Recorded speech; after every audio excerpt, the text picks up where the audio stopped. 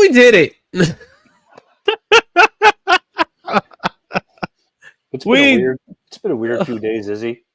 You're telling me, man? How you doing, Shane? Very good. I hear it's President's Day in the States, and up here in Ontario, it's called Family Day.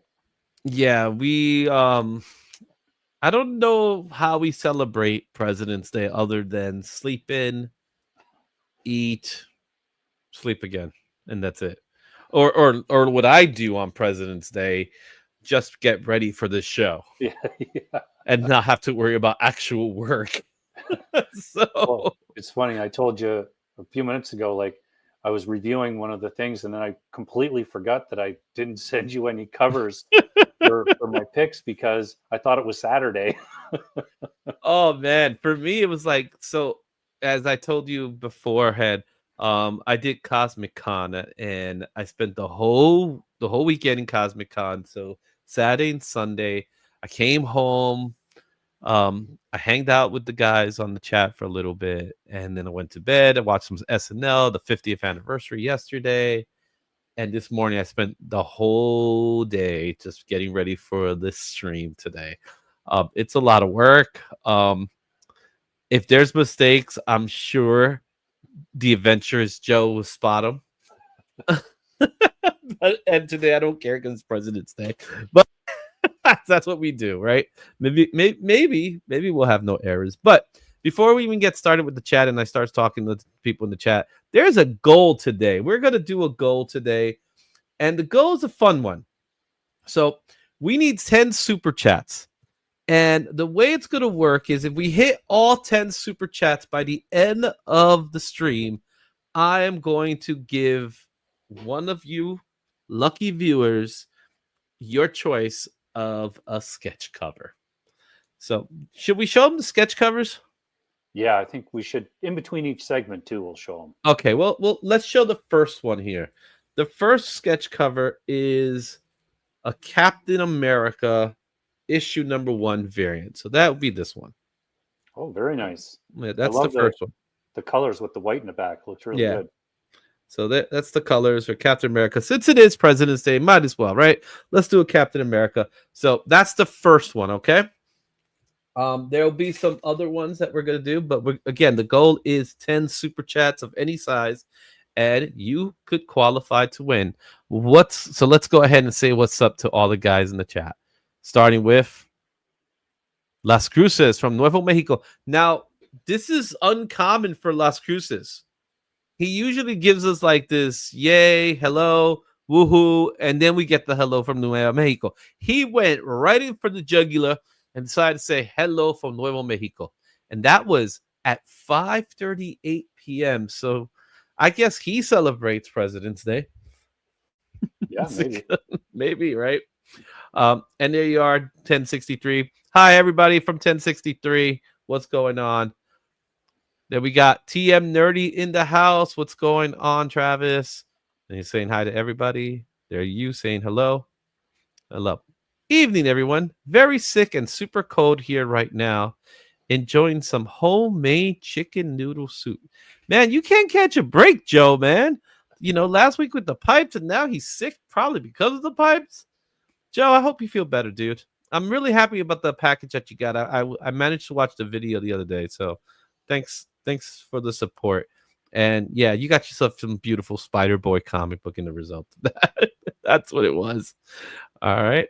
Let's see what else. Who else we got here? We got Nerdy Geek in the house. What's going on, Nerdy Geek? All right.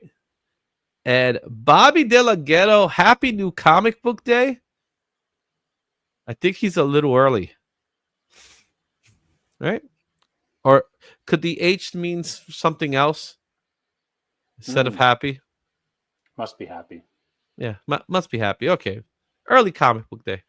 What's up, Joffrey Castro? What's going on, my man? Let's see. We got the Dirty South Collector. What is up? How you doing? All right, guys. Just as I mentioned to you, we are going to be doing a goal for today. If we hit our goal of 10 super chats, we are going to give away a sketch comic here done by yours truly. We're showcasing the first one, which is Captain America #1. There's some other really good ones. This one that there's actually 2 here that are really nice, like super nice. So, you know, who knows? You could probably get a sketch comic at a really, really cheap price. So, you ready to talk about what's trending? Yeah, let's do it. I'm ready. It's going to be right off the cuff. Yeah, definitely, because the cover price. They did it to me again. Gave me some weird stuff out of nowhere. But we'll talk about it. Let's do it. It's new. It's the top trending list. Let's start it off.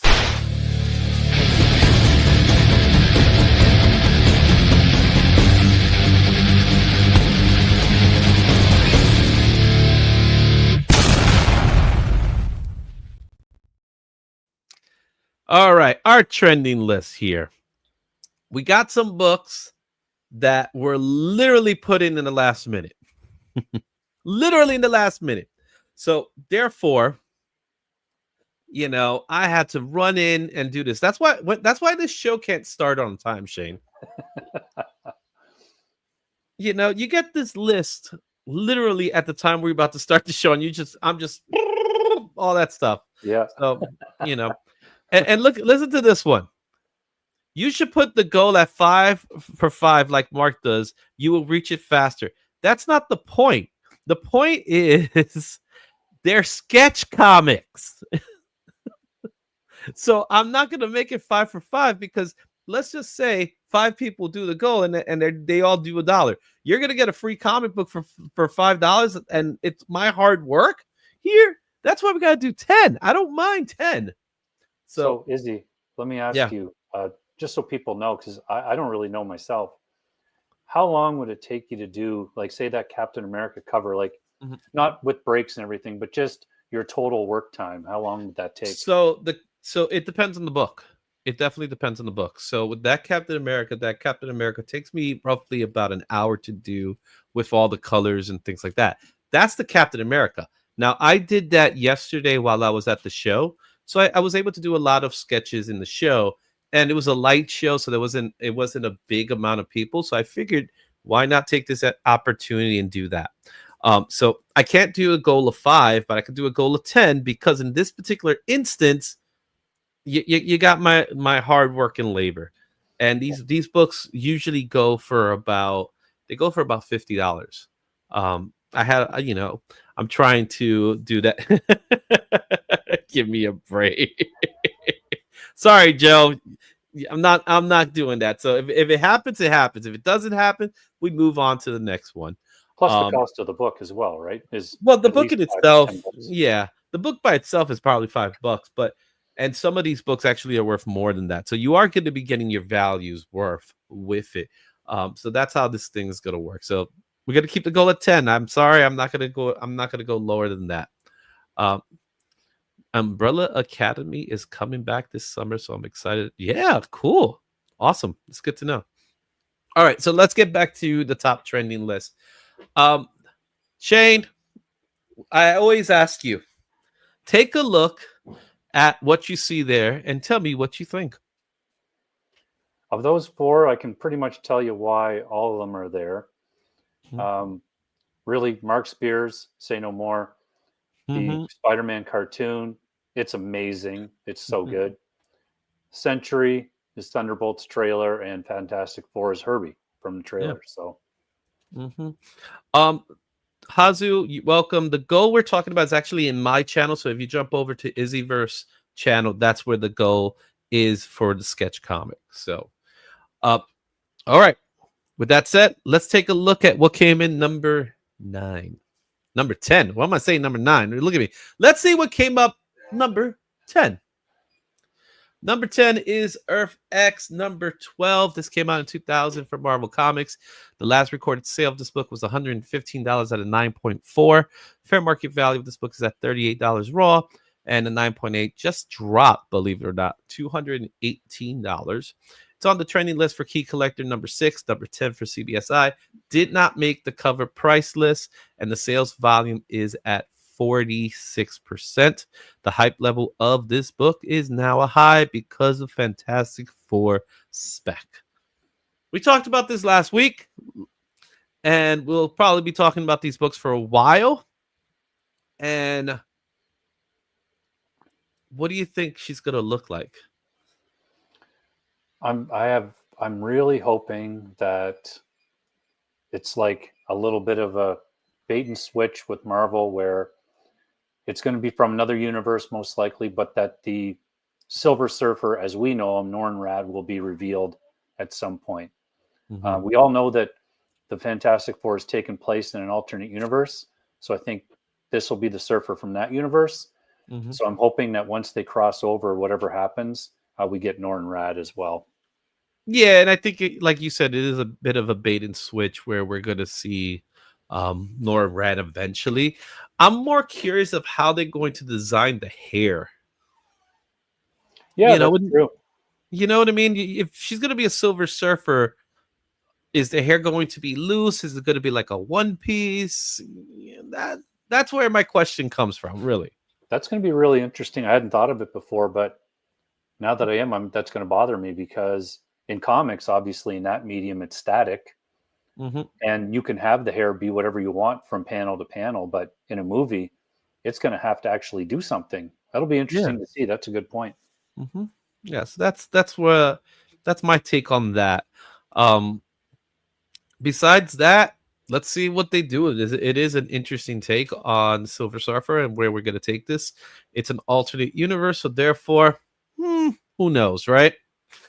Let's take a look at our next book, number 9, Fantastic Four Annual number 6. Another book that came into our list, and it's 1968 from Marvel Comics, $33 raw sale was the last recorded sale. Fair market value of this book is at $94 raw, $244 for a 6.5. Now, when I mentioned the fair market values of these books, these are the most common costs. They're not necessarily near mint. They're not necessarily, high grades. So this all depending on what cover price is saying is the fair market value. On the trending list is not on Key Collector. It was number 4 on CBSI, and it wasn't in cover price. But the sales value of this book was at 59%.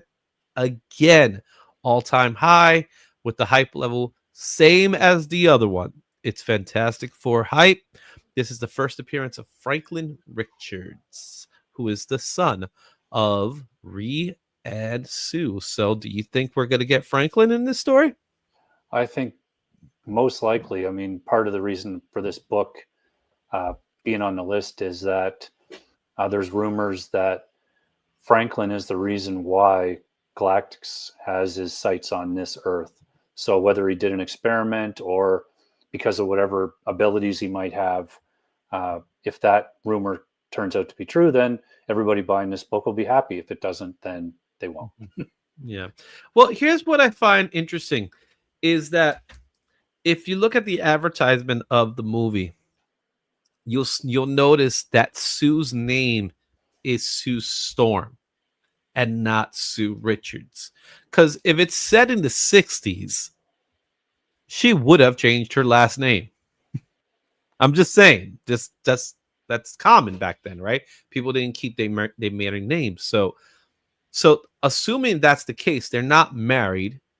There are scenes where they're in bed together. And again, that's odd for the 60s generation, especially when they're trying to showcase this family. So we could be seeing the fact that they are married in this movie and Franklin has been born. So there's a little bit of that stuff going on. Just thinking about the optics of the time and the era, really. Yeah, it'll definitely be interesting to see. Mm-hmm. All right. Let's go to the chat for a little bit because I know a few people popped in. All right. So let's see here. X-rated. Of course you would say that. She's going to be naked. She's going to be shiny. It's going to be flowing silver. All right. Is there a Fantastic Four? Travis, that's what happens when you're like Upper Canada, right? And we got the Canadian survivalists in the house. What's going on? All right. Let's take a look at number 8 on our list. Captain America 25. This book came out in 2014 for Marvel Comics. $19 raw was the last recorded sale. The fair market value is $16 raw, $84 for a 9.8. It was not on Key Collector. It was number 6 on CBSI. It was not on cover price, and the sales value of this book is 82%. Hype level is high because we just came off of the number 1 movie in the world, Captain America, Brave New World. Did you get a chance to see it, Shane? I did. So my kind of spoiler-free thoughts are, it was okay. It was good. There was nothing in it that, was that wow thing, like Thor smashing Captain America's shield or, Iron Man, Thor and Captain America battling, all the Thanos stuff. Like there wasn't anything like that where you're like, wow, this is awesome. It was more just, hey, you know what? It's pretty good. Yeah, I agree. And I think that seems to be the overall consensus of the movie, that it's fine. It's not earth-shattering or anything like that. And there's no real moment in the movie where you have this, oh my goodness, situation, right? There is a nice little cameo here and there. But besides that, it's just a movie that takes you from point A to point B. You know, um, the end credit I don't think was fairly awe-striking or Yeah. whatever. It, Again, it no pow. yeah, it just it was something where it's like this is the end credit, and yeah, it's happening, It- which we already knew. Yeah. Yeah. So People will debate whether it was good or bad or great, but I pretty much guarantee one thing: you will not see theater reactions to this movie like on YouTube, because there isn't really anything where people are cheering or anything like that. yeah, exactly. And thing I need to cheer about is Beckerman's in the house. What's going on, Beckerman? How you doing? And now Beckerman is calling Bobby Delgado. We have to make sure that this phone call happens. So, Bobby, if you are watching, Beckerman wants to have a quick conversation with you. I'm happy to let this information out in the chat. And he still loves TM. Love you too, Beckerman. Um, I love this chat. Having conversations, side conversations in the chat, you gotta love it. But if you guys decide to do something to the chat, I'm on to you guys, and I got my moderators ready, willing, and able to do what they got to do. All right, let's go to our next one, and that's number 7, a last minute edition. And when I say last minute edition, I mean the last couple of minutes before we started the show edition. And that's Gunslinger Spawn number 18. This book came out in 2014, 20. Why can't I say 2024? I keep saying 14 for some stupid reason. Just start again. Gunslinger Spawn 18. This book came out in 2024 for Image Comics. The Raw is going for $20. That was the last recorded sale, and the fair market value. A 9.8 is going for about $36.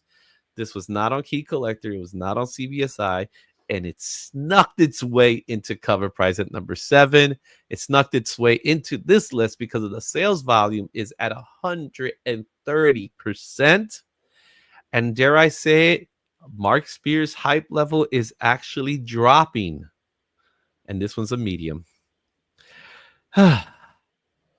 They're just now the books are starting to, show up, Shane. Yeah. We talked about it, and now they're starting to show up. And this is just happens to be another one that's been sitting there waiting for collectors to grab it. Yep. And it's fairly simple. Like we talked about, I went into my shop the Wednesday after this, and it was there just in the bins. So I picked it up. And I think that's what's happening with a lot of these sales. People are finding them in the stores and realizing it's a Spears cover.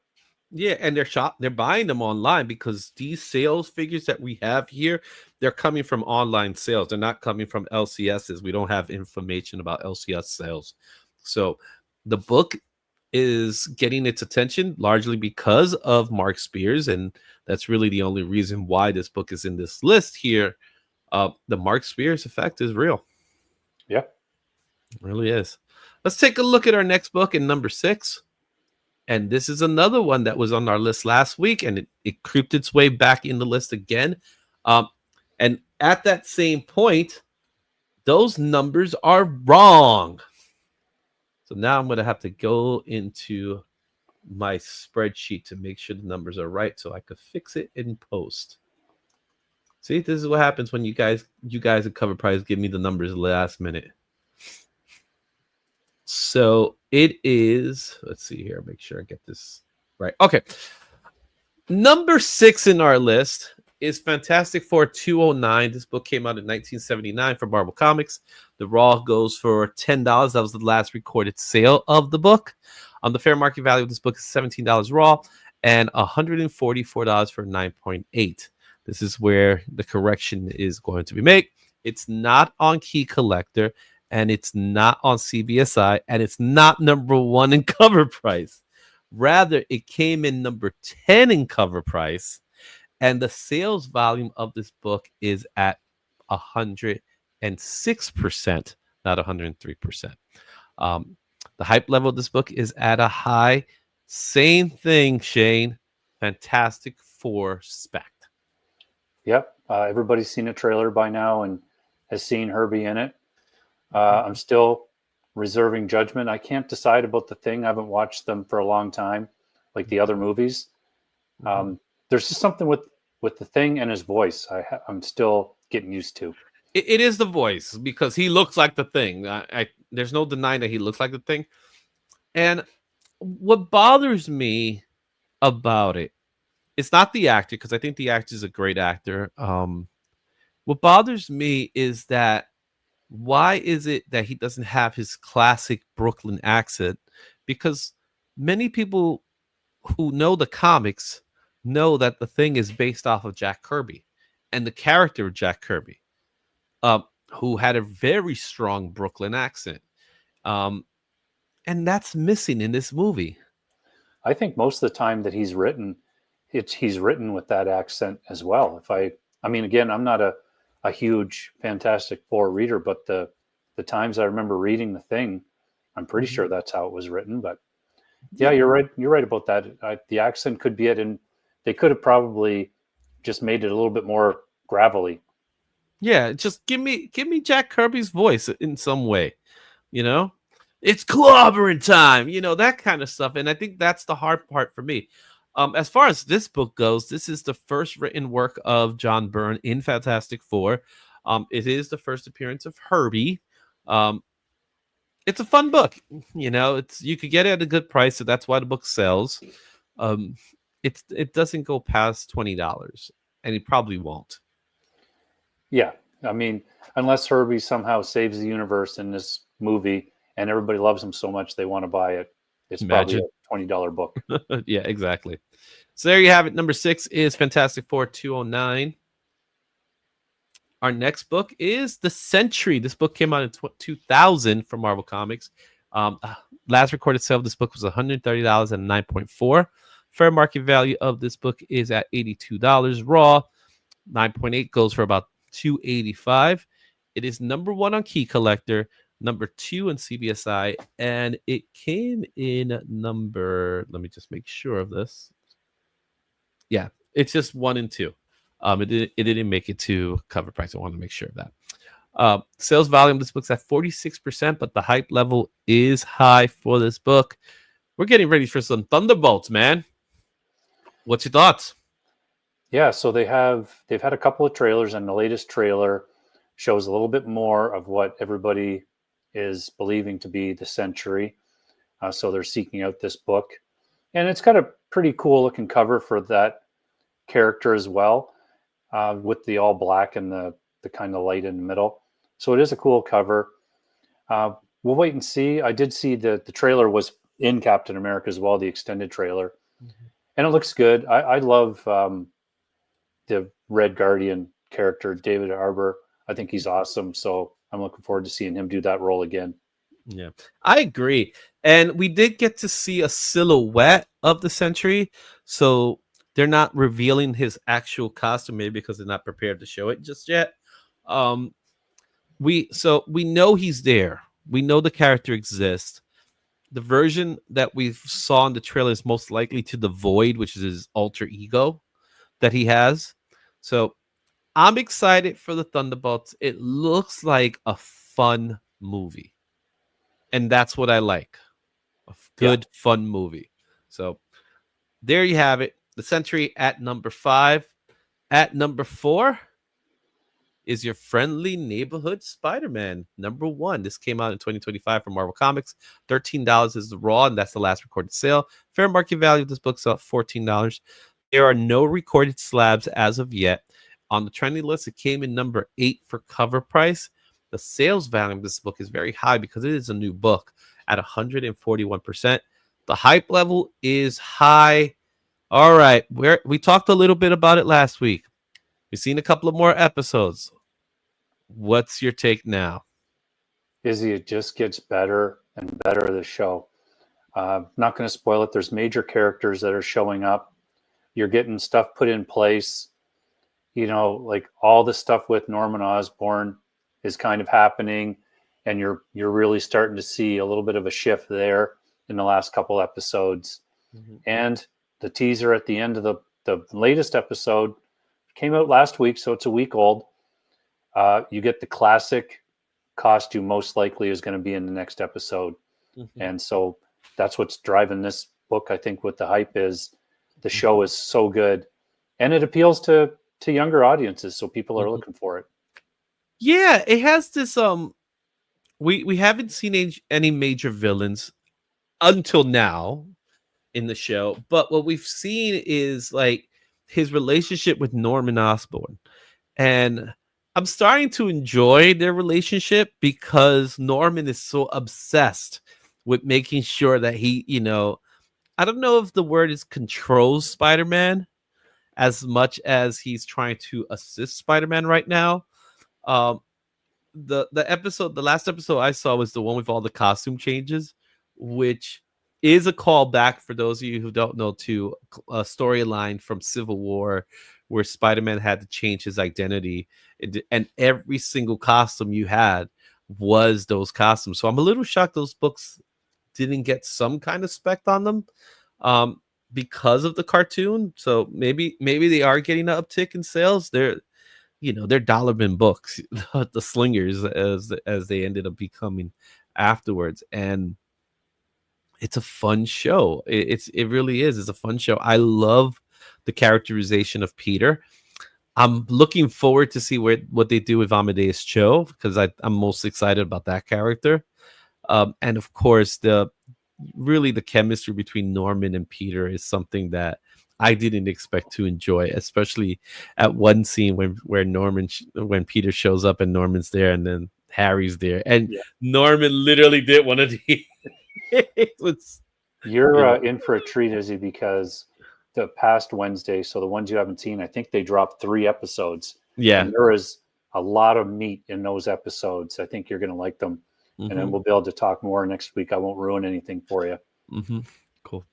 All right. I know we had Phil's treehouse pot. He jumped in. What's up, Phil? Sir TM. Yeah, Thunderbolts looks really good. Hiya, Bobby.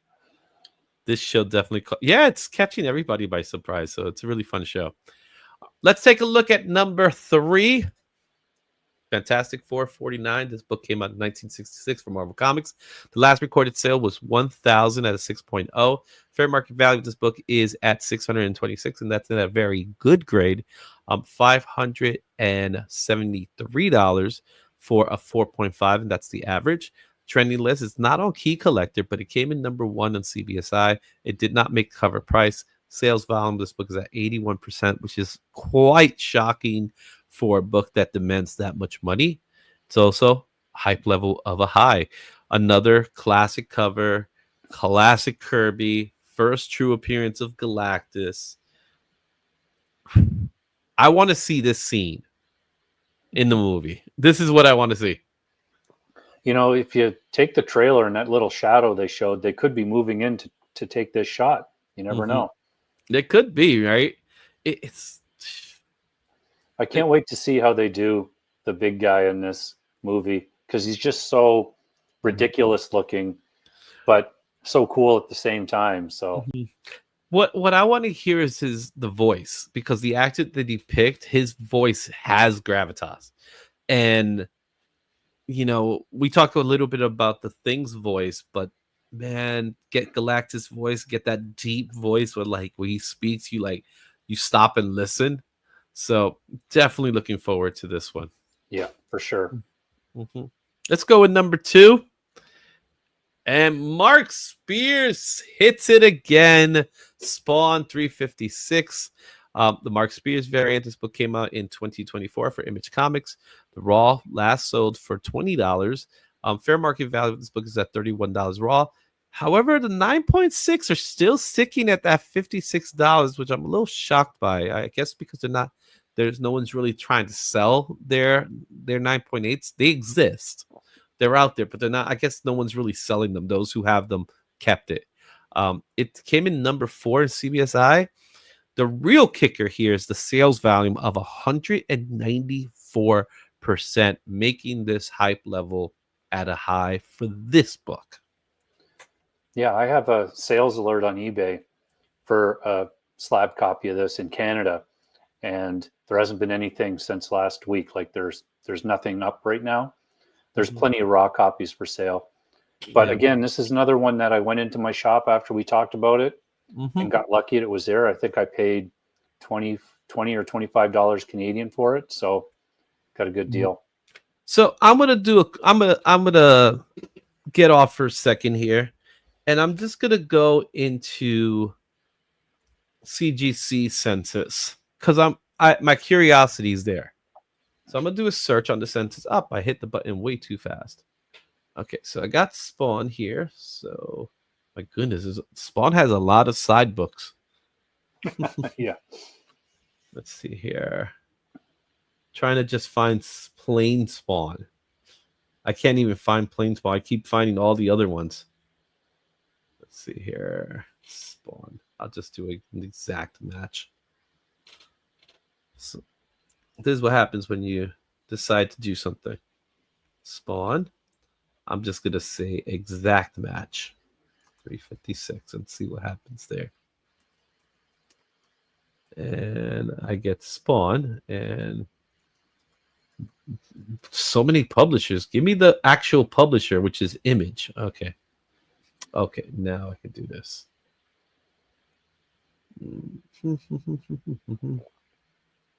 See, now I'm going into this.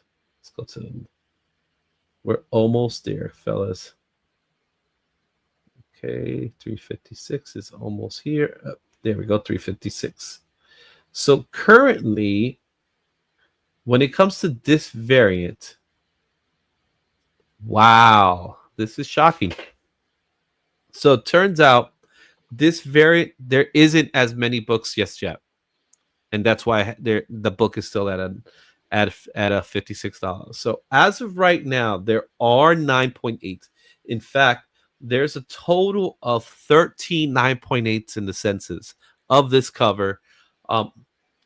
There's one 9.6, and that's it. We got 14 slabs. Oh wow, I might have to send mine in then. Yeah.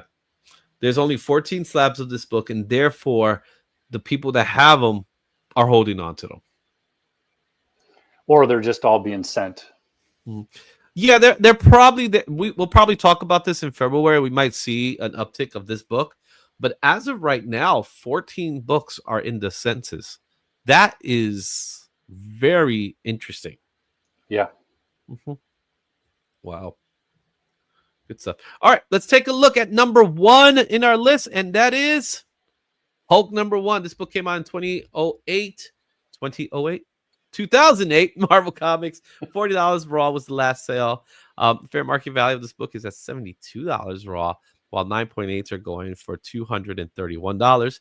It's number 3 on Key Collector, number 3 in CBSI, and it didn't make the cover price list, but that sales volume of 137% and the hype of a high put this book on the top of the list at number 1. Okay, now that we talked a little bit about the movie, let's talk a little bit about Red Hulk's appearance in the movie, because it's no surprise, no secret that he's in the movie. What is your take on Red Hulk in this movie? So I was going to ask you about this as well, actually. I thought the effects looked good because, nowadays, for whatever reason, effects are worse than they were 10 years ago. But the effects look good. I liked the look of Harrison Ford. Like, you could tell that it was based on him. Yeah. I liked all the movements and the energy, but there was just something that I haven't been able to put my finger on yet that was just a little bit off from Mark Ruffalo's Hulk and all the movies he was in. There's just something that I can't quite place. Yeah. Now, to your point, the CGI on Red Hulk was fine. And I think anything that had Red Hulk in it looked good. The fight scene was, I didn't fully believe it, if that makes sense, because I just felt that, Captain America Falcon, he has no powers. How could he go toe to toe with this character, even though he didn't really truly fight him? And another thing I noticed with the Red Hulk was he was vulnerable to the shots fired. Like they didn't affect him like they would the Hulk. They will just bounce off the Hulk. He actually absorbed a lot of the hits that he was getting, which was really different about it. The movie in itself had, my opinion on the CGI was bad on certain times. There was moments in the movie where you could clearly see the two people were talking were not in the same room. And I saw you caught that a couple of times. There was even this one scene where Sam is talking to Ross and the volume drastically goes higher. Like I caught that. And it threw me off. So the movie in itself threw me off a couple of times when it came to the CGI. And usually I excuse movies where that the CGI is bad, but I don't excuse a movie that has the money for it. You get what I'm saying? It's kind of like with the Flash movie where the scenes like, no, you got the money to make this look right. Oh You're yeah, the just not. Flash. Oof. Yeah, exactly. Looked like video game thing, that whole Batman chase. Yeah, so that was the thing that I noticed about it. Overall, I enjoyed the movie, like I said, like we talked about it beforehand. And I think this book is, we probably won't see it at number one next week because I think the train's gone. Yeah, we'll definitely see for sure. Yeah. To your point, he isn't invulnerable. I'm not saying that he can actually take damage. It was more the lines, the way they made it seem like he was just absorbing the hits as opposed to them bouncing off him. All right, guys, that's the list for this week. What's your thoughts on the ranking system? Which books do you have? Share your thoughts in the comments and stay tuned for next week. It could be a crazy one. Make sure you hit that like, that subscribe, and all that fun stuff. And we'll see you at the next trending list. And we remove that one. So, Shane, it's time to show the second book. Yes. All right. So let's go ahead and show this book. Now, remember, we got a goal today. If we could hit 10, then I'm going to give one of you viewers one of these sketch comics. So I'm going to go with one of the bangers. All right. So let me just do this. I'm going to enlarge myself a little bit. There. Oh, look, I'm bigger. All right. This is an Amazing Spider-Man 129. Yes, I said 129.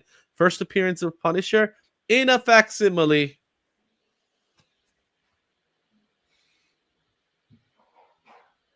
That's going to be part of the goal. If we hit our goal of 10, then you could win this piece today.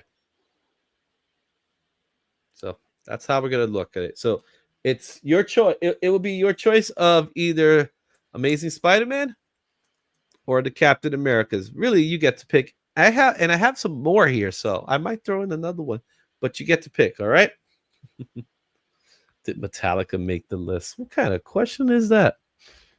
TM nerdy for you. Okay.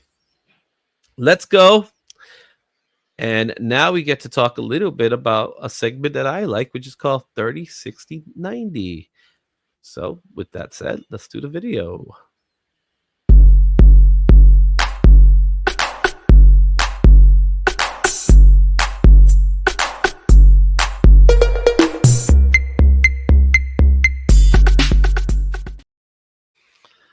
$30, $60, $90. This is the portion of the show where we look at books that made the top list 30 days ago, 60 days ago, and 90 days ago. As you can see on this list, there's books here that we've actually talked ad nauseum at times. It feels like ad nauseum. But one of them is going to go away, and we're not going to talk about it unless it shows up in the list again someday. Shane, you look at this list right now. You look at these three books. What's your immediate thoughts? I'm not surprised to see any of the three here. The Ultimate Universe 1 year later book, not as big as I thought it was going to be, and we've talked about that before. The Forbidden Planet, classic sci-fi cover. I love that one. And the Canto, like I said when you showed it, I had no idea about this book, so that's a surprise to me. Yeah. Let's take a look that book itself. Let's take a look at Canto. It came out a month ago on our top 10 list, and it's the flops variant. So this is Canto, A Place Like Home, number 6. This book came out in 2025 for Dark Horse Comics. When it was number 1 was January 20th, which was week 3 of January. Near mid value of the book was $60. That was the top weekly sale of the book, and it sold 31 units that week. The raws were going for $49 near mint, and there were no grades in the list. As of today, the last recorded sale of the book was $17, and that was on February 16th. It 30-day period, it sold only 30 copies. The book has dropped from $49 to $20 near mint. But the highest known value of this book is at $60 raw, which is really the same as the top weekly sale of this book. As of today, there's still no books in the census. So this book has dramatically dropped its value. Yeah, and that's not a huge surprise. Not every independent book that I don't know about is going to be worth money or not be worth money, but this one, you just don't seem to read anything about it or have any kind of news articles about it. So I'm not surprised it's going down some. Mm-hmm. Yeah, and with this book, it was more about the artist rendition here of the story. That cover, which is Flops, he's a pretty popular artist. What many believe to have been another version of a Mark Spears effect just didn't happen here. It kind of came in, but there was no momentum. So I think part of it was not having another Flops, if that makes sense. Not having him do more covers. Where with Mark Spears, I think one of the things with Mark Spears, with on top of the Universal Monsters, of course, with Mark Spears, I think it's like they're hammering it out. He keeps coming up with another book, and there's another one, and then when you see multiple books, there's like, oh, I gotta get that one, or I gotta get not that one. With Flops, this is what you get. Yeah. You know what I mean? Yep, I agree with that. That's probably a lot of it. Mm-hmm. So if he throws another book in and probably get people to buy it, then this book could actually see an uptick again. But as of right now, it's a $15 book at most, I'll say. Mm-hmm. Let's take a look at what was hot 60 days ago, and that's Ultimate Universe 1 year in. Number 1, the spoiler variant. This book came out in 2024 from Marvel Comics. At its time, it was on December 18th, week 3. It had a top weekly sale of $60 and a 9.8. Weekly units sold was 145. The raws were going for $18 near mint. The graded copies were going for $57 at a 9.8. As of today, the book has remained at $60 with the last recorded sale. The 60-day period was only 21 units sold, and the raws are now going for about $13 near mint, while the graded copies actually had an uptick of $59. At its highest, this book went for $70 at a 9.8, and that was January 15th. And as of today, there's 162 copies in the census. This one's a little strange, like we talked about. I have a couple of copies of it. Mm-hmm. I think people are still kind of waiting for the Ultimate Wolverine train to pick up speed. I know that the next issue is coming out this week.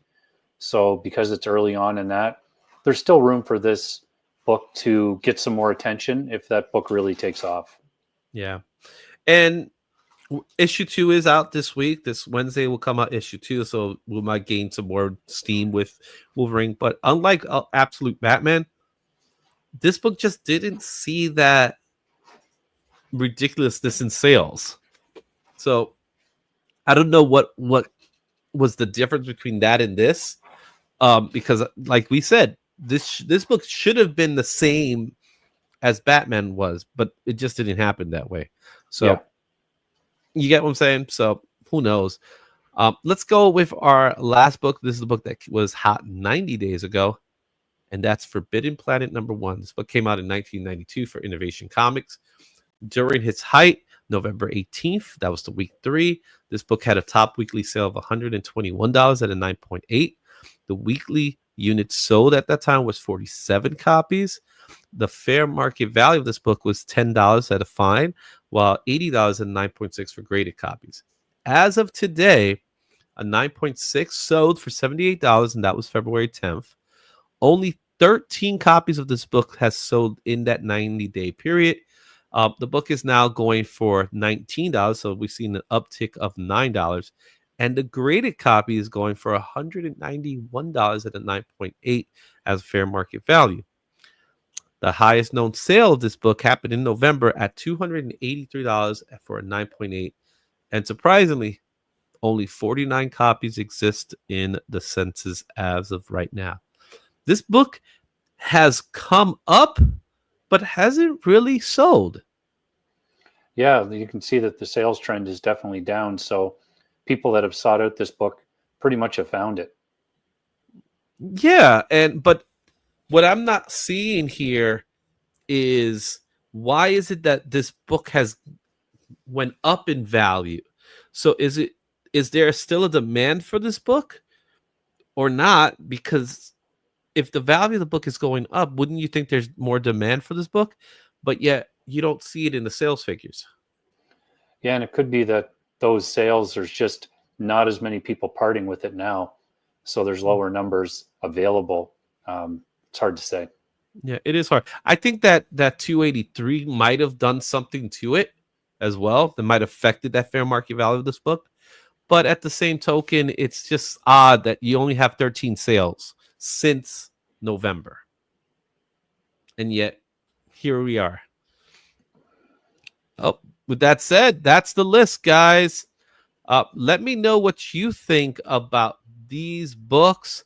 Do you own any of them? Are you excited for them? Do you feel like that they're going to go up or they're going to go down? Let me know in the comments, and we'll talk about 360 90 next week. Woohoo!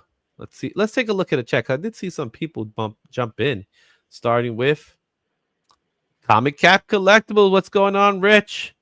Let's see here. Black Spiders. What's up, my dude?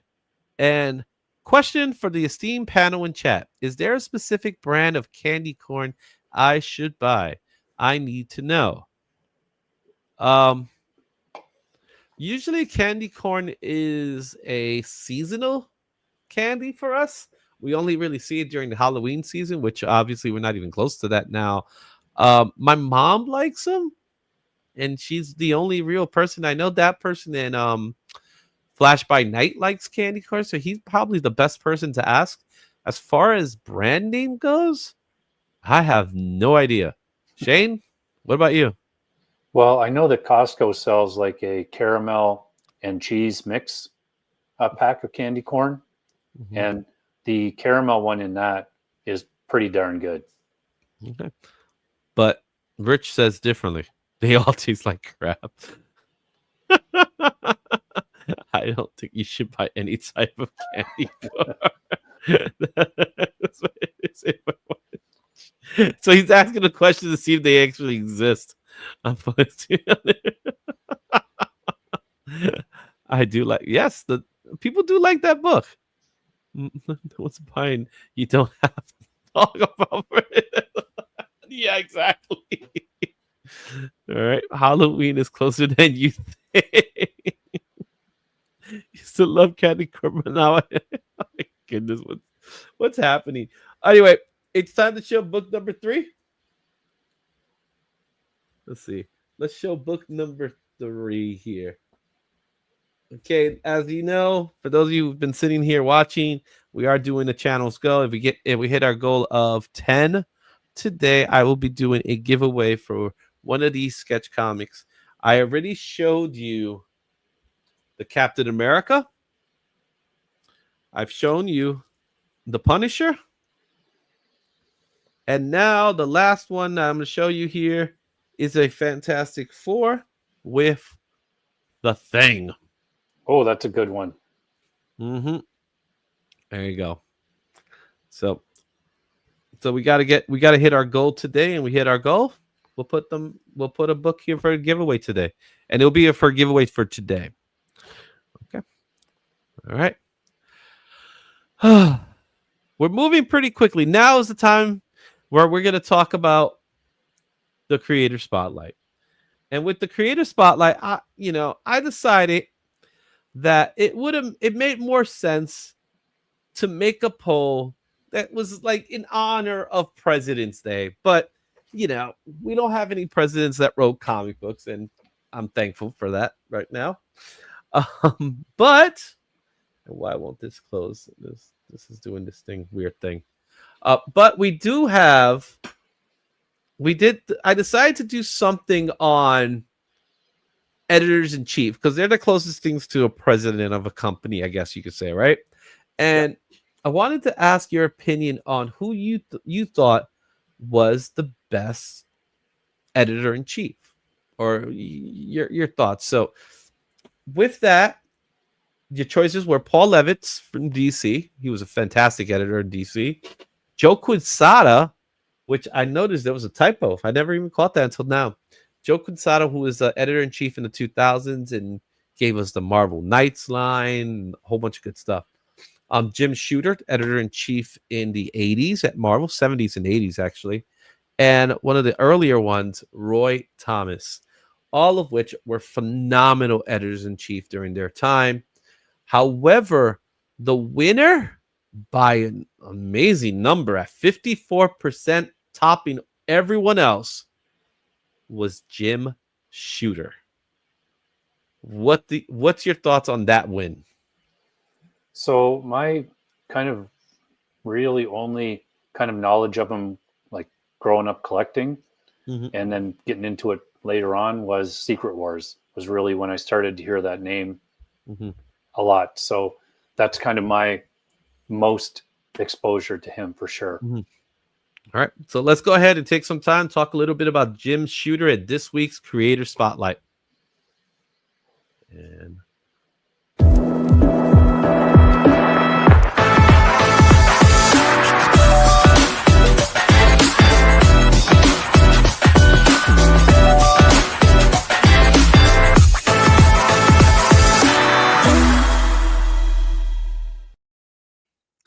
Creator Spotlight, Jim Shooter.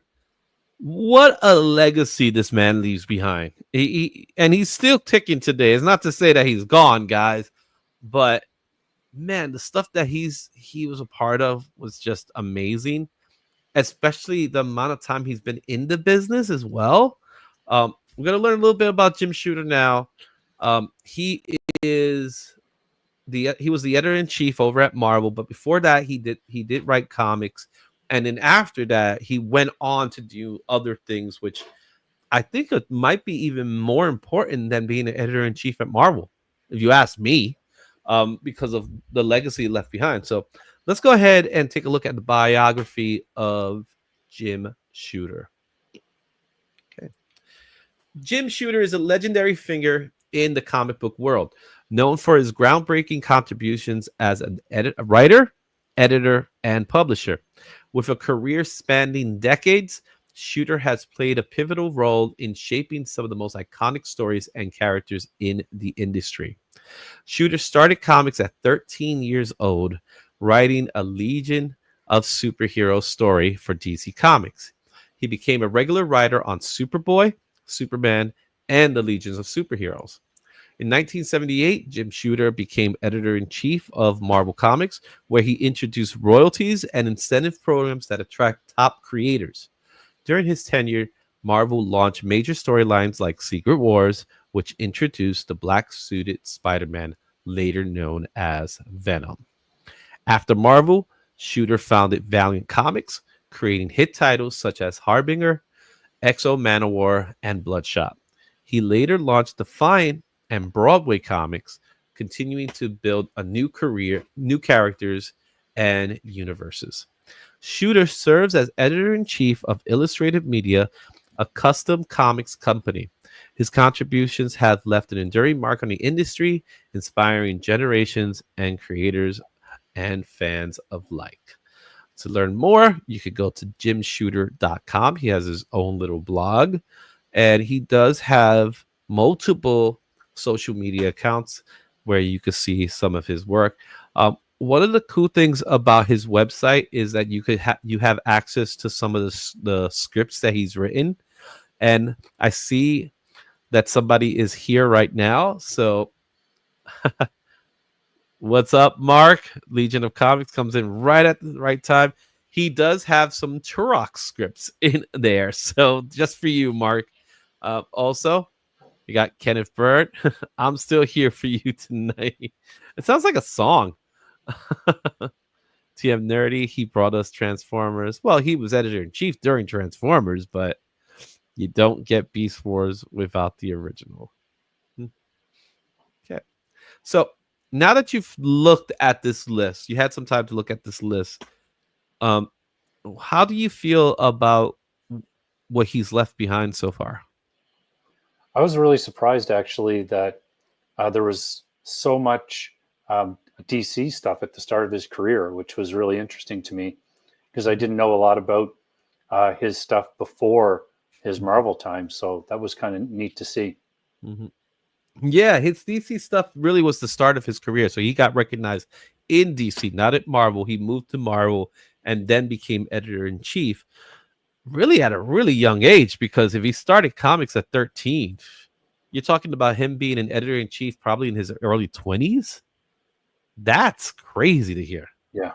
You know what I mean? So let's take a look at his first work, and that is Adventure Comics 346. This book came out in 1966 for DC Comics.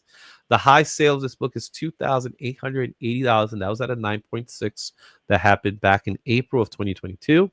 The last sale of this book was $15 at a very good, and that was in January 30th. The raw is going for about $23, and graded copies are going for $228 at an 8.0. This is his first written work in comics, revealed in the letters page of Adventures Comics 349 that One of Us is a Traitor was written by a 14-year-old Jim Shooter, who actually started at 13. So he's hired at 13. This is also the first appearance of very popular Legionnaires, Feral Lad, Karate Kid, Princess Projectra, Warlord Garlock, and the Nemesis Kid. He had a big stance when it comes to the Legion of Superheroes. And I know they were very popular for its time. I was never big on the Legion of Superheroes myself, but you know, they have a following. They definitely have a following, and he was a big part of that. Yeah, my really good friend that got me into comics when I was about 13 or 14, he read the newer Legion of Superheroes, and inside they have language that is written that you could have all the codes for the words, and we used to write back and forth to each other in that code language. I still have some of the stuff, and I don't understand any of it, but I could translate it if I had to. Yeah. Where was the child labor laws? It was the 60s, man. They let him write. The fact that he was able to write at 13 is very impressive. Oh yeah, that's amazing. You know, and yeah, labor laws are labor laws. But he got in. He was in the industry. Our next book here is Action Comics 340. This came out in 1966 for DC Comics. A high sale of this book went for $3,495 in December 2024. The last sale of this book was $21 at a very good. However, raws are going for about $47 at very good. 8.5s are gunning $453. And yes, it was Jim Shooter who gave us Parasite. And this is the first appearance of Parasite. There is some interior double page pinup of Superman. And like Batman 181, this copy has a centerfold newsprint pinup that is often missing. So when you buy a raw copy, remember to double check for it and ask the seller if it's intact. This is one of those situations where if you get a complete copy of this book, it's probably more valuable because most kids were taking those posters out. Look at that, 9.6 copy exists in a 1966 book. That's pretty impressive. Mm-hmm. Yeah. So I was pretty shocked to find out that Jim Shooter had a hand in the creation of Parasite. And Parasite's one of the it's Superman doesn't have a major rogues gallery, but Parasite is definitely one of those villains of his. May not be an A-lister. He's probably an upper level B-lister. Yeah, But and he's just been in the latest run of Superman and still there as of a few issues ago. So still relevant and being used today. And he was created in 1966. That's impressive. Definitely. All right, let's take a look at our next book, and that is Adventure Comics 352. This book came out in 1967 for DC Comics. The high sale of this book was $821, and that was in May of 2014 at a 9.6. Last sale of this book was $7 at a fine, and that was in January. The book goes for about $16, very good, while a 9.2 goes for $576. This is the first team appearance of the Fatal Five, which includes Emerald Empress, Mano, the Persuader, Validus, those names are crazy, and Thanrock. The Legion of Superheroes. You never really hear much about their villains, but the Fatal Five, they're kind of a big deal. They even made an animated series with them in it. How familiar are you with the Legion of Superheroes? I don't think I've asked you that question. I know we danced around it. You know what? I haven't read them in a long time, but again, my buddy, he first got. I was reading the Titans, and he was reading Legion of Superheroes. So we would switch, and I'd read them, but I haven't kept up with it. I did read the whole run, but it was just 30 years ago now. Yeah, and with Legion of Superheroes, I think what's important to note is because they're based in the future in the 30th century, if I remember correctly, there is some lasting effects of what they know. Because when they come to present day Earth, because usually that's how it happens with them, right? They come to present day Earth and they're trying to either stop something or they're getting historic data, whatever it is, right? You get this sense of their world, which is really cool because it's kind of almost like a utopian society as opposed to other future stories where it's always a dystopian society. Yeah. So there's some fun with the Legion of Superheroes, but they were very popular in the 60s. Very popular. Okay, let's take a look at our next book in our list, and that is Superman 199. This book came out in 1967 for DC. A high sale of this book goes for $19,750, and that was in September of 2016. The last sale of this book was $63 at a very good, and that was just a couple of days ago. Very good also is the Raw for $107. You could get a very good copy. 9.8 goes $98 for 5.0 for graded copy. This is the first battle of Superman and Flash in a race. Spoiler alert, it ends in a tie. I love the cover.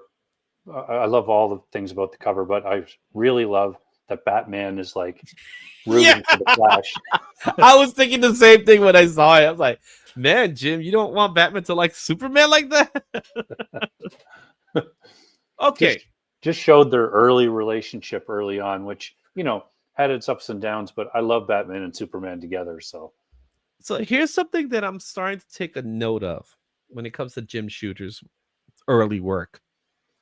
It feels like they gave this work because he was 14, 13. You know what I mean? Because these are the conversations we had when we were kids. Yeah. So he managed to do it, right? But what makes me laugh is that excuse me, now I ran out of my drink.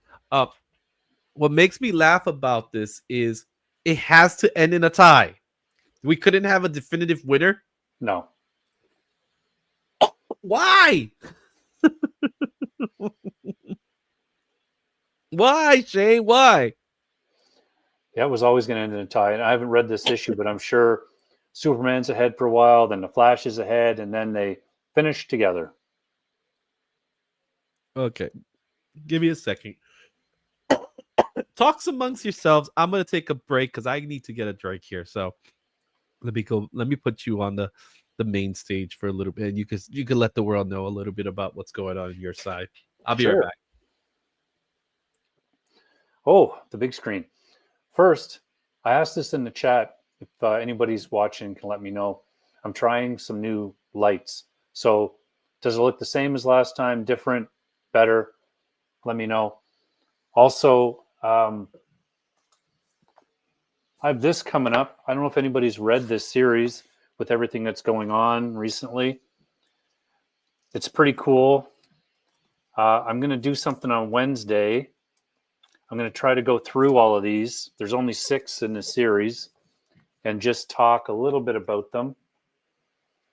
And it's funny because some of the books we talked about in the trending list, I just put in my boxes upstairs for my CGC shipment that I'm taking to send to them tomorrow.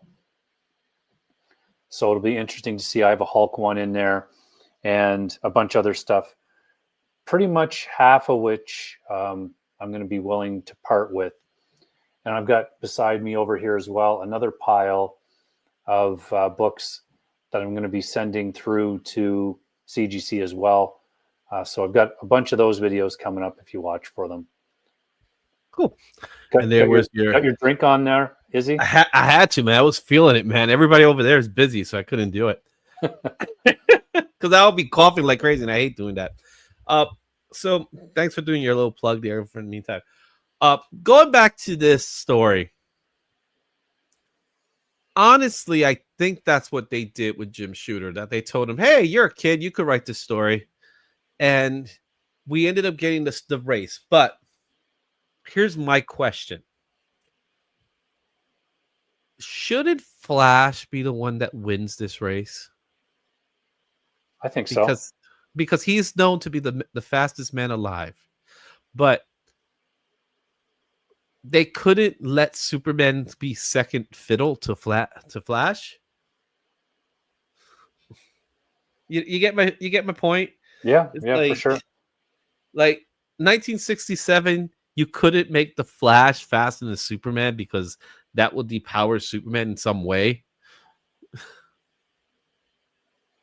So it's funny that whole train of thought. You've got Jim Shooter writing, and he's a kid. So maybe DC says, oh, well, he's a kid. He knows what kids are going to want to read. And so his idea is, I'm going to write what people want to see.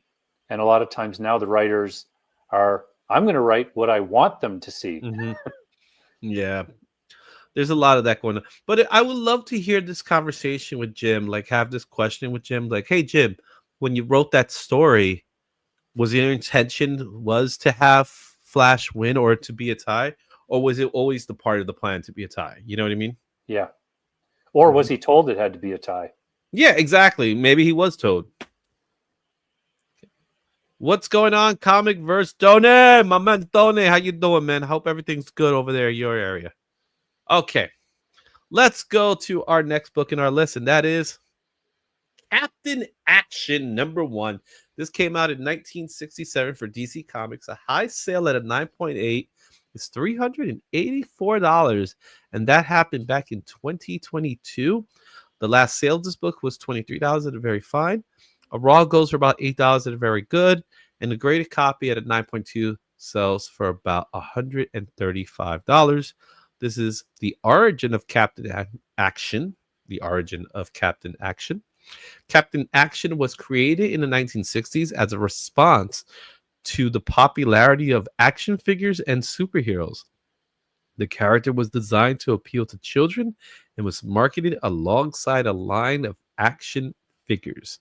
So this character, Captain Action, I know the logo. The logo is I'm very familiar with this logo and even the name. And I do recall the toy line.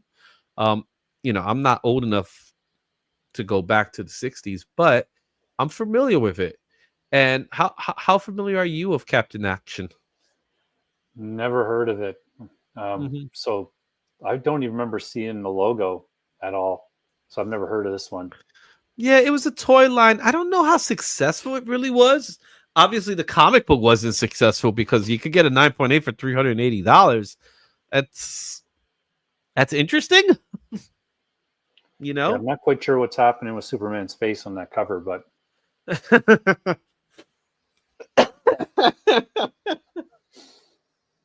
Mhm. Oh, look at that, Bobby. Bobby got one. oh, nice. Yeah, he still has his toys out there. They still exist, but I don't know. It's just weird to me. But hey, they did it. They did that. They made toys out of this character, and I don't think it was as successful as they thought it was going to be. So, moving on to our next one. Super Villain Team Up 3. This book came out in 1975 for Marvel Comics. A high sale of this book is $300 at 9.8, and that was in October of 2023. The last sale of this book was $10, and that was at a no grade. The raws are going for $7 at a fine. 9.8s are going for about $276. This is Jim Shooter's first published Marvel comic. I just saw this book pop up somewhere else randomly as well, which is very strange. But this is another one I'd try to find. I would look for this one because just cool supervillain team up. It's not that crazy expensive either. So yeah. Now, do you consider Submariner to be a super villain? not really, no. He's more like an anti-hero or something like that. So I guess before, anti-heroes became a thing in the 80s, so in the 70s they weren't anything. So, he was not really a bad guy. So I'm really curious to see what this story was like, especially he was part at this point, he was part of the Defenders. So he was never really a villain. Yeah. So why label him as a villain? So weird. But that's a very busy cover. Yeah. A lot going on there. Oh, it's kind of hard to really unless you really pay attention to it, you can't really see much going on with it. But it's his first published work at Marvel. Yeah, that's a good one too. Yep. Let's take a look at our next book, and that is Avengers 151. This came out in 1976 from Marvel Comics. A high sale is $365, and that was in January of this year. The last sale of this book was at $35, and that was at a 6.5. See why I need the drink? All right. The $10 for Very Good, Raw, and $108 at 9.6. The key significance: this is the first written work by Jim Shooter that features the Avengers. He will go on to write Avengers more later in his career, but this is his first Avenger run. I read a lot of these when I was just recently, because I was going through the Avengers book looking for something that had to do with Beast for a video. And I had no idea that they were written by, what would he be at this point? Probably 24, 23, something like that. Yeah, he'll be somewhere along those lines. He's 23 or something like that. Yeah, you can't really tell that it's a young person writing them, that's for sure. Well, if you're 23, I'm hoping he had a college background now at this point. So he probably was a little bit more of an intellect, if that makes sense. Especially writing comics at that time when he's been writing comics for this time frame. So who knows? You know what I mean? Who knows? But he does get to a point. One of the things about his Avenger run that we're going to look at is that he has some very controversial stories, which you gotta question. What were you thinking? Yeah, with some of these stories. So this is kind of the start of it all, and one of the things you're going to see with his run is that it does feature a lot of the secondary Avengers. So even though we do have Cap, Iron Man, Thor in it, but we start seeing more of the other Avengers take center stage in his book. So really good stuff coming up. Let's take a look at our next book here. Speaking of Avengers 158. This book came out in 1977 from Marvel Comics. High sale went for $1,100 at 9.8, and that was in November of 2022. The last sale of this book was $11, and that was at a no grade. The raws are going for $10. Very fine. Fine, not very fine. And graded copies $51 at a 9.4. This is the first appearance and origin of Graviton. It also features a battle of Wonder Man versus Vision. This book, I think, has some. There may be some spec potential with this book because we are going to get a Wonder Man TV series, and we do know about Vision. And how familiar, since you said you've been reading these, how familiar you are with the love triangle between Wonder Man, Vision, and Scarlet Witch? Yeah, I did notice that in these books. I think I read up to into the 160s, just like flipping through them pretty quick. But it's interesting that he wrote this, being so young, really, to have the love triangle in it, and there's going to be more of that later. Mm-hmm. Yeah, the love triangle is interesting because is it Vision? Doesn't he have the memories of Wonder Man? If I'm not mistaken, I or believe something like so. that. Yeah, Yeah. So in the comic book, Vision and Wonder Man have this connection to Scarlet Witch, where Wonder Man's mind ends up being part of Vision or something like that. Um, and so that's where it gets weird, yeah, and that's not the weirdest thing he's done, no, but it does get weird, and I'm just curious to see how the bullpen was gravitating towards that. He's a guy that's very soon to be the editor in chief because he's not that far off from becoming the editor in chief. So this is the guy who's going to be the boss. Do you know what I'm saying? And he's coming up with these crazy ideas during that time. Wasn't your typical, good guy fighting bad guy. He was doing layered stories that were just odd, you know? yeah, yeah, for sure. Mhm.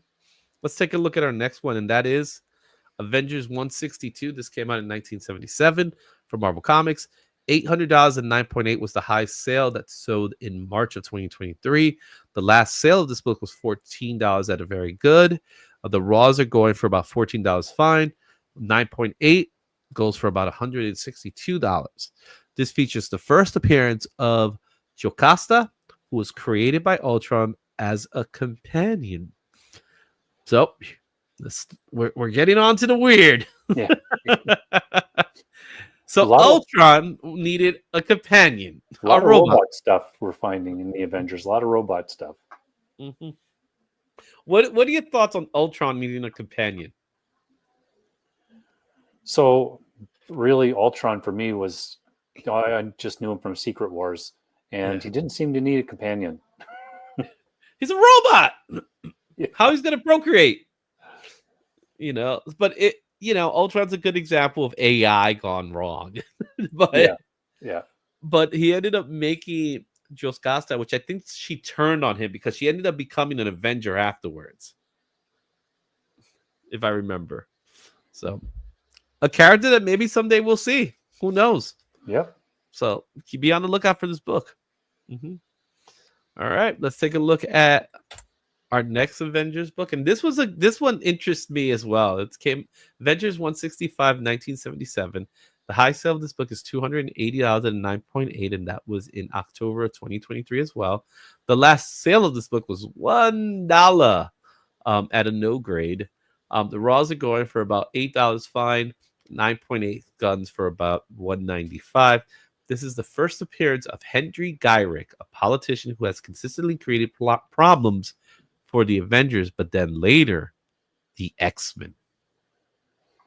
This is one I'm putting on my list because that's a major X-Men player for sure. So I wouldn't mind having that first appearance. Also features Count Nefaris, who happens to be in the cover as well. And again, we get his head in Yeah. the cover. So they like drawing his head.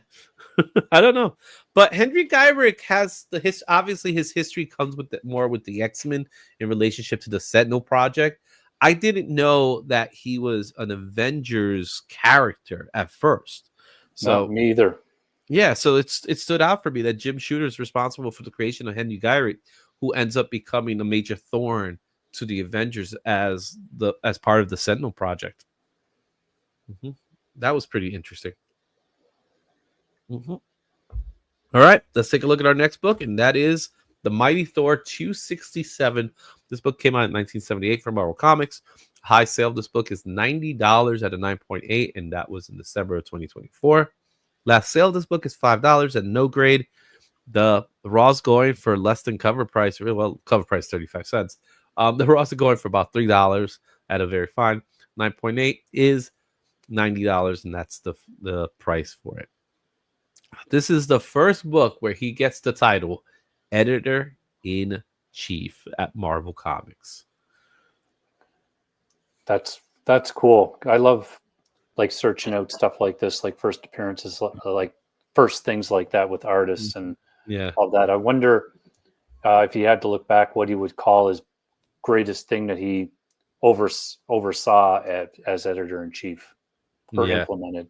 So at this point, I'm assuming he's about 25 years old, and he gets the title of editor in chief. Could you imagine the people that are working at Marvel Comics and how they feel about it? Yeah, well, I know that there was a lot of animosity from some people during parts of his time there, for sure. Yeah, but a lot of it had to do with him, like his character. Many people called him a dictator. So he was not easy to deal with. Was it his ego being the 25-year-old, pretty much being the main man in the bullpen? Could that have caused it, where his head just blew up? You know what I mean? All those things that come into play.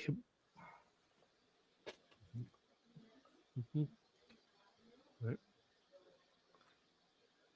Hey Brian, how you doing, my man? Saw a little bit of your show this morning. It was pretty fun. Okay. Yeah, and those Avengers stories were fun to read. They really were.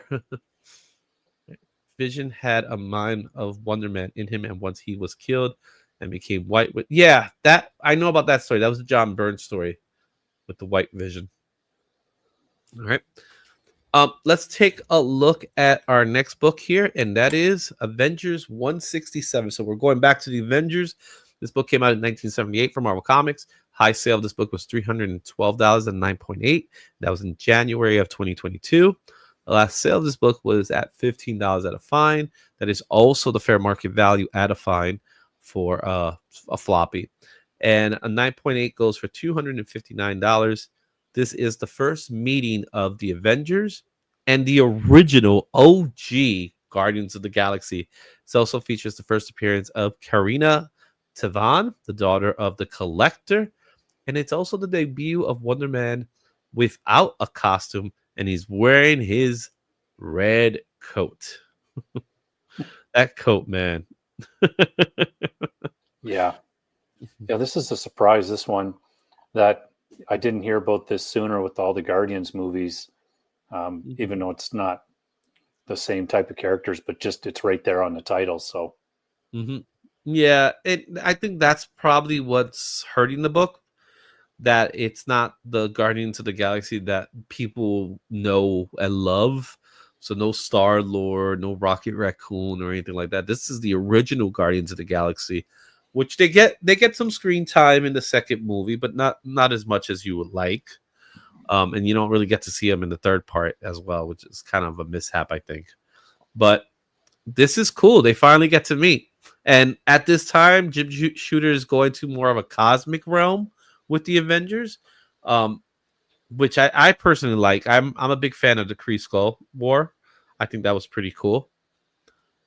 But here's one, and we got Beast as well in the Avengers at this time. Yeah. Let's take a look at our next book, and that is Captain America 232. This book came out in 1979 from Marvel Comics. A high sale of this book went for $195 at 9.8, and that was in April of 2022. Last sale of this book was also $1 at no grade, and the fair market value of this book is $4 at a fine, while the 9.8s are going for about $140. This is the first full cover appearance of Peggy Carter, partially seen on the cover of Captain America 161. So we don't get Peggy Carter until several issues later, and no one cares. Yeah, it's surprising actually. There was such hype over her as Captain America, which I think she did a great job in Mhm. both the animated show and in the movies. And I loved her own series. I thought the Peggy Carter show was great. I really enjoyed it. Mhm. So there's a character here that has a lot of history within the Marvel universe. That's a big part of the MCU. But yet her first appearance here, her first full appearance here, is not as important to anybody, which I think is kind of alarming.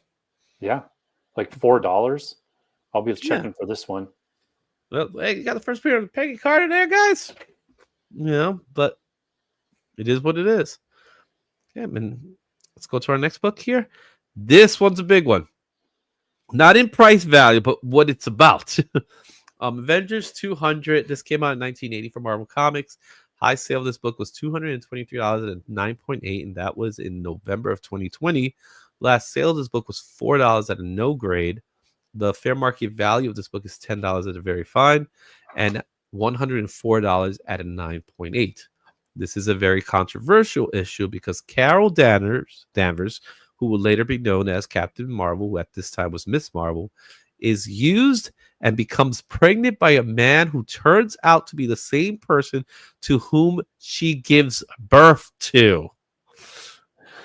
It features the first appearance of Marcus Immortus, the son of Immortus, conceived by Carol Danvers. Could we just go over that one more time? Sure. Carol Danvers is used and becomes pregnant by a man who turns out to be the same person to whom she gives birth to. All right. So Talk amongst yourselves here. the son's dad is the son, and The dad is the son. yeah, I saw this. This is another one that came up randomly too, and they had a bunch of panels from it, and and it was showing them, and I was reading it. I'm like, this is so random. Like she's just one panel they show her, and she's pregnant, like really pregnant, and they don't really say anything, and then they go into the behind the scenes, like they flashback to where she was taken to this other place, and I'm like, oh man, there's no part of this that's good.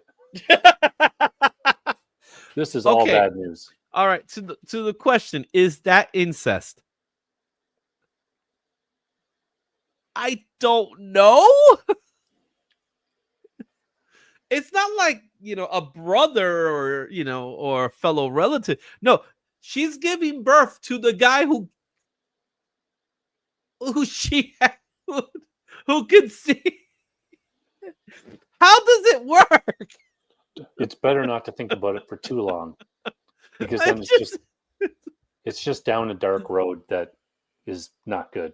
like, apparently, so he was born, right? I guess he came back into the past.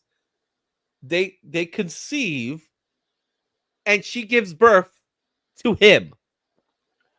So she's How's essentially that? Yeah, sleeping with her son. but it's not so much that she's sleeping with her son. It's how could this happen? Isn't it some kind of an anomaly or something like that? Yeah, it's what the chicken or the egg came first situation.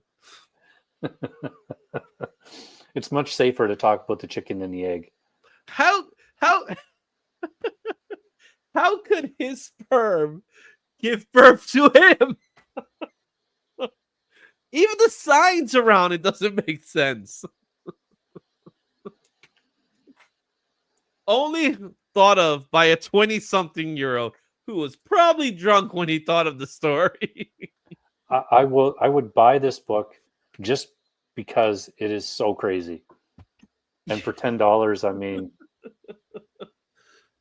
Why is no one talking about this book now? Because it's weird as hell. Yeah. What's going on, Random Rips? He joined at the perfect time. Yeah, yippity a timey wimey thing. I got my copy autograph.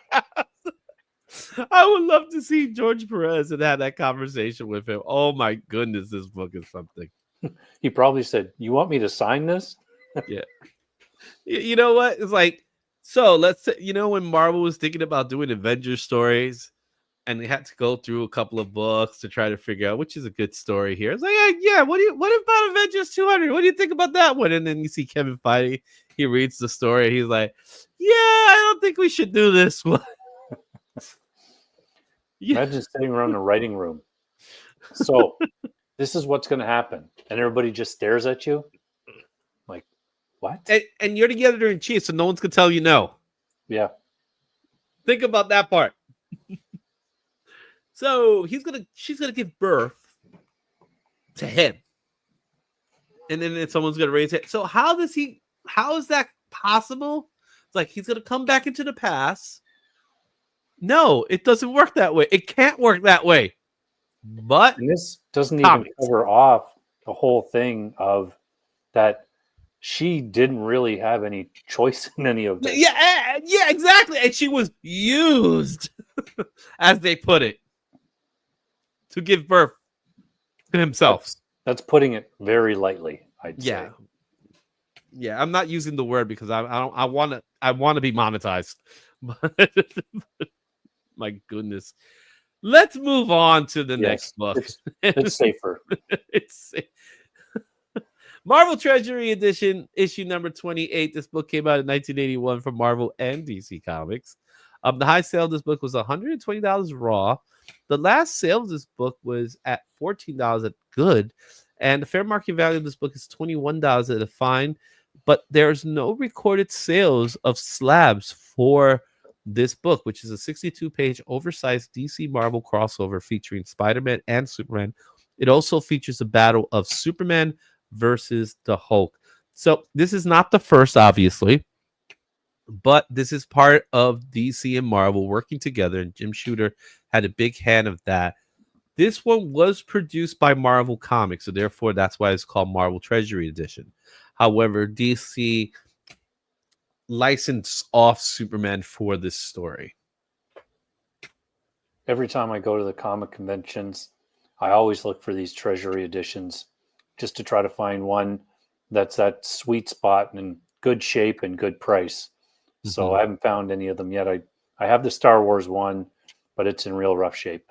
Yeah, Treasury books were hard to maintain because they were like bigger than big, So like, there's no way to store them.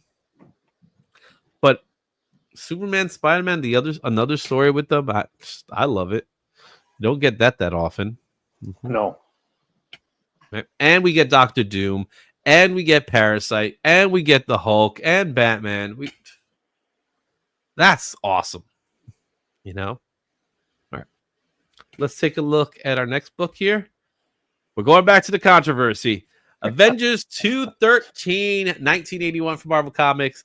This book was $175 at a 9.8, not a 98. Damn it. I missed the dot. It's not that bad. $175 at a 9.8. High sale.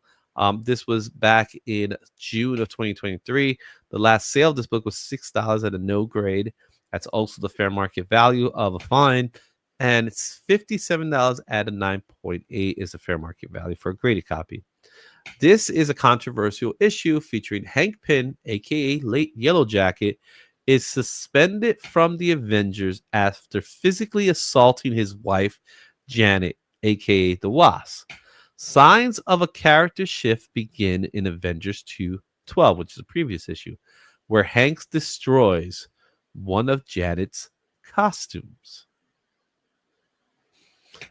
This is surprising that this is so cheap, $57, because this book, to me, Hank Pym, no matter if he was written in this book in 81 or if he's written now, it's very rare that you can go through the whole book without some kind of mention or insinuation that something like that this happened, that this issue took Mhm. place, because there's always, if there's a panel with him and Janet, there's usually something that happens that signals that they had a past that wasn't the Mhm. best.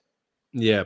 Yeah, and we also get signs of his darker self in the movie, even though they'll never go that route. You hire Michael Douglas to play the character of Hank King, and you could tell he has a furious, he has a temper. And what we don't know in the MCU is that temper leads to abuse, physical abuse. And in this particular instance with Janet, I'm a little shocked. I'll be honest. I'm a little shocked they never really touched it in the MCU because of the topic. It is a start. It is a tough topic, but the fact that they never even brought it up kind of is weird to me somehow. Maybe because they don't want to go there with this. They don't want to have to explain it, but it is something that is layered.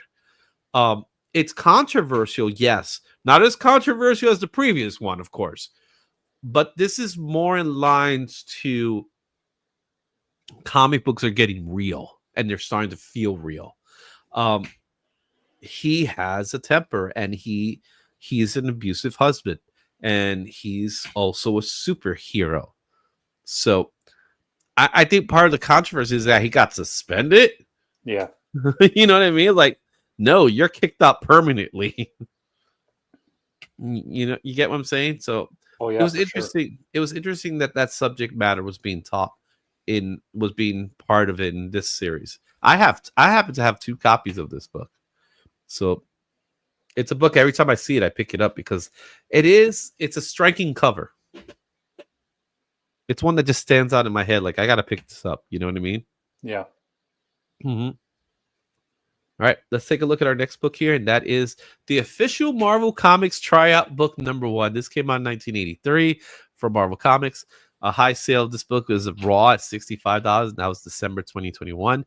$20 at no grade was the last sold. This book has a fair market value of $17 at a very fun, and there are no recorded slabs of this book. This is an oversized publication of unfinished comic book templates intended to educate and encourage fledgling creators to not only learn about making comics, but also submitting original work, including scripts, pencils, inks, colors, and letterers. Legendary Spider-Man artist Mark Bagley was discovered through his entry into this contest, and it was written by Jim Shooter. Yeah, I remember the ads for this being in the comics back then, Mhm. that you could pick up this book. And I remember hearing that about Bagley, and who knows who else? I'm sure there's other people as well. Mhm. Yeah, there was a few other names, but Bagley is the biggest name out of the list. I remembered this as a kid, and I always thought it was so cool. I couldn't, as a kid, I didn't have the money to buy because at that time the book was like $13. It's Yeah, an expensive. It's an expensive book for its time. But it was just a cool book to see. There really are no graded copies because it is large. I believe it's the size of an actual comic book page. So 11 by 17 is the size. So that's not slabbable at all. But it's cool to hear the history of it, and how this particular book kind of led the way to other books that will follow from Marvel's How to Draw Comics and things like that. yeah. The famous one by Stan Lee that he did a few years later. But this one was more on the lines of this is how you actually get into the business and this is the things we need to do. And it's cool that we found that's how Mark Bagley got found. So that's a cool story for Mark. Oh yeah, for sure. Mhm. All right, next book here is the Saga of Crystar. Crystal Warrior #1. This book came out in 1983 for Marvel Comics. A high sale of this book went for $255 at a 9.8. That was in October of 2023. The last sale of this book was $7 near mint. The fair market value at a fine is $9. 9.8 goes for about $190. This features the first appearance of Crystar, the Crystal Warrior. It's also the first appearance of the Galaxy Royal Guard Koth Warbro, Calabar and Starlack. The first appearance of Ogod, who later dies and is resurrected as Ogod, the cat beast. What the fudge is this? This must have been either it turned into a TV show or it was a TV show before. I'm not sure, but It it was sure meant to sounds like become a it. licensed property, but I don't think it went anywhere. Yeah. Yeah. I saw this and I laughed. I just laughed because it is just look at this cover, man. It's trying to be Masters of the Universe. You know, that's what I'm Yeah. seeing here. But it's not. You know what I mean? So if you got it, cool. I'm sure you can pick this up in a dollar bin somewhere. Yeah. Let's go with the big boys now. Marvel Superhero Secret Wars #1. This came out in 1984 for Marvel Comics. 9.8 last sold. Well, not last sold. 9.8 high sale is at $1,092 at 9.8, and that was in November of 2018. Last sale of this book was $48 at a no grade. The fair market value of this book is $25 at very fine, while 9.8s are going for about $221. This is the first cameo appearance of Beyonder as a white light and a voice. But it's also, more importantly, it's the first line-wide crossover event series. Contest of Champions is the first crossover event, but was self-contained within the series. So last time we talked about this book was when we were talking about Mike Zeck, in which Mike Zeck does the pencils for this book while Jim Shooter does the writing. And we did mention that this was the first crossover event for Marvel, when in fact Contest of Champions was indeed the first crossover event. Someone corrected me during the comments, and that's fine. That's what we encourage you to leave your comments if we have any errors, and that's perfectly fine by me. But Contest of Champions was the first book. It's all within its story, and it doesn't have any weight to it. Secret Wars had weight, as in it was a crossover event that included tie-ins. When it was all said and done, everything went back to status quo. But here, it was part of that toy line series that they really wanted to promote. And Secret Wars was a huge success. Yeah, this book was massive for me. I was off in my own little world of Spider-Man for Marvel books anyway. And this book came out and it kind of opened my eyes to the X-Men and all the other heroes and villains too. I loved Doom in this. Everybody was so well written. Galacticus, awesome interplay between Reed and Galactus and Doom and Galactus. Like, just, I hope they bring that type of writing and attitude to the movie, where he's not super talky and all that stuff. More like the Fantastic Four or Nats, and he doesn't need to worry about them at all type of thing is what I want to see. But yeah, I love these books. I have 1, 2, 3, 4 versions of this, I think, of the whole thing. Yeah. And, keep your eye out for the purple Galactus era version, fairly prevalent in the Canadian price variant ones. Cool. One thing about Secret Wars that was interesting, and this goes to talk a little bit about Jim Shooter and his role as editor-in-chief, was he was not afraid to try new things. I think that's kind of what he brought to the table, where I didn't mention it, but he was responsible for Dazzler as well.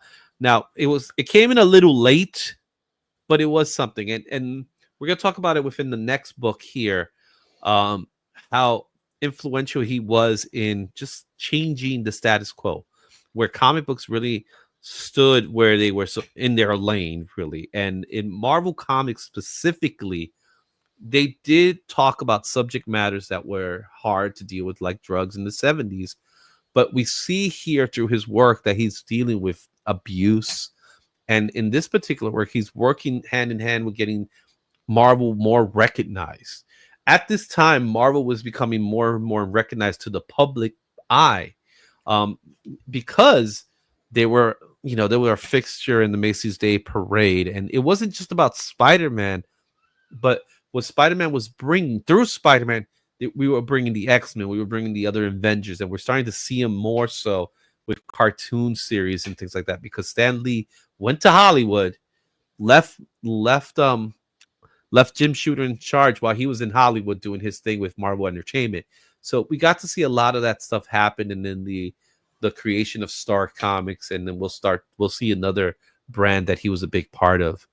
But this to me is awesome. I love this cover. And Yeah. another cover I love is number 8, 1984 from Marvel Comics. A high sale at a 9.9 went for $16,800. And surprisingly, that was on 9/9/21. Wow. The last sale of this book was $421 and 9.8, and that was in January. The fair market value of this book is $173 at a very fine for a raw, while 9.8s are going for about $440. This features the origin of the Black Symbiote costume that later bonds with Eddie Brock to become Venom. This is not the first appearance of the Black costume, but it is noted to be the most important appearance of the Black costume. Again, reading this for the first time, just like amazing. Like seeing that Black costume, because you never really thought of it. He had the regular costume, and that's what he had for pretty much the whole time before that. And then had the Black one, and it was like, wow, that is so cool. Mm-hmm. It was definitely striking, and what I really like about the Black costume is you still know it's Spider-Man. Yeah. You know what I mean? It's like it's still Spider-Man. When they first heard about when people first heard about the Black costume, people did not like it. And then we get the debut of the costume, and this story happens a few months later, from what I remember. A few months later, we get this story in which this one's more praised than the actual first appearance of the Black costume, because we then start learning what this costume really is. I mentioned earlier that there wasn't that many lasting effects with Secret Wars, and it's true. They went back to status quo, all with the exception of Spider-Man, who kept the costume. And then we end up getting the story that will eventually become Venom. So kudos on Jim Shooter and his team for making this happen. Yep. And all the costume was $200. There you go. All right. Let's take a look at our next book. Secret Wars 2, not number 8. Ah, darn it. There goes those typos. Secret Wars number 2, number 1. This came out a year later in 1985 from Marvel Comics. The high sale of this book is $220 and 9.8, and that was in August of 2021. The last sale of this book was $2 at a no grade. Fair market value of this book is $7 at very fine. 9.8s go for about $94. This is the first appearance of Thunder Sword, an avatar to the Beyonder, and the first appearance of the Beyonder in physical form as an amalgamated form of multiple heroes. With all the success of Secret Wars, it makes sense to make Secret Wars number 2. However, it wasn't as good. No. And I have this series, but I'm missing a couple issues, so I have to go back and read the whole thing. But you're right. Like, it just was not on the radar as much as the first series, for sure. So I think this was the cash cow approach, right? Let's milk it for what it's worth. It just didn't land. It just did it. It first of all, it came way too soon. So we're talking about a year later, we're going to get this crossover event, which, if guys at Marvel, DC, if you're listening, cool down with the crossover events. Crossover events are meant to mean something. They don't need to happen every 3 months. And this is a good example of you saw success in one area, and then you decided to do it again, and you you just don't. It doesn't happen the second time. You can't strike lightning in the bottle like that. So yeah, it's there. It exists. Like I don't even remember this cover. I remember other covers, but I don't even remember this one. Yeah, this one I remember. Um, there's the covers aren't bad, but it's just you're right. The story didn't land. Mm-hmm. All right, let's go with our next book. And why is it a secret? Our next book is Star Brand #1. This came out in 1985 from Marvel Comics. A high sale of this book was at $220 at a 9.8, and that was in July of 2024. Last sale of this book was $2 at a fine. This book that was in February. Fair market value is $3 at a fine, $200 for 9.8. This features the first appearance of Star Brand, a mechanic who's given a powerful alien artifact. More importantly, this is the start of the new universe that was an imprint by Marvel that introduced new superpower characters in a more realistic universe. Do you remember the new universe?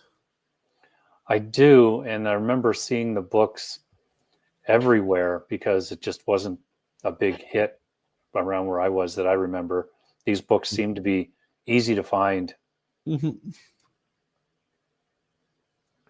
I do recall the new universe in the 80s, and I do remember not a single one of them landed. We didn't know what it was meant to be, I think. And that's part of the problem they had, where when you look at it in paper, it looks like, oh, yeah, let's make superheroes in a real world environment. Okay.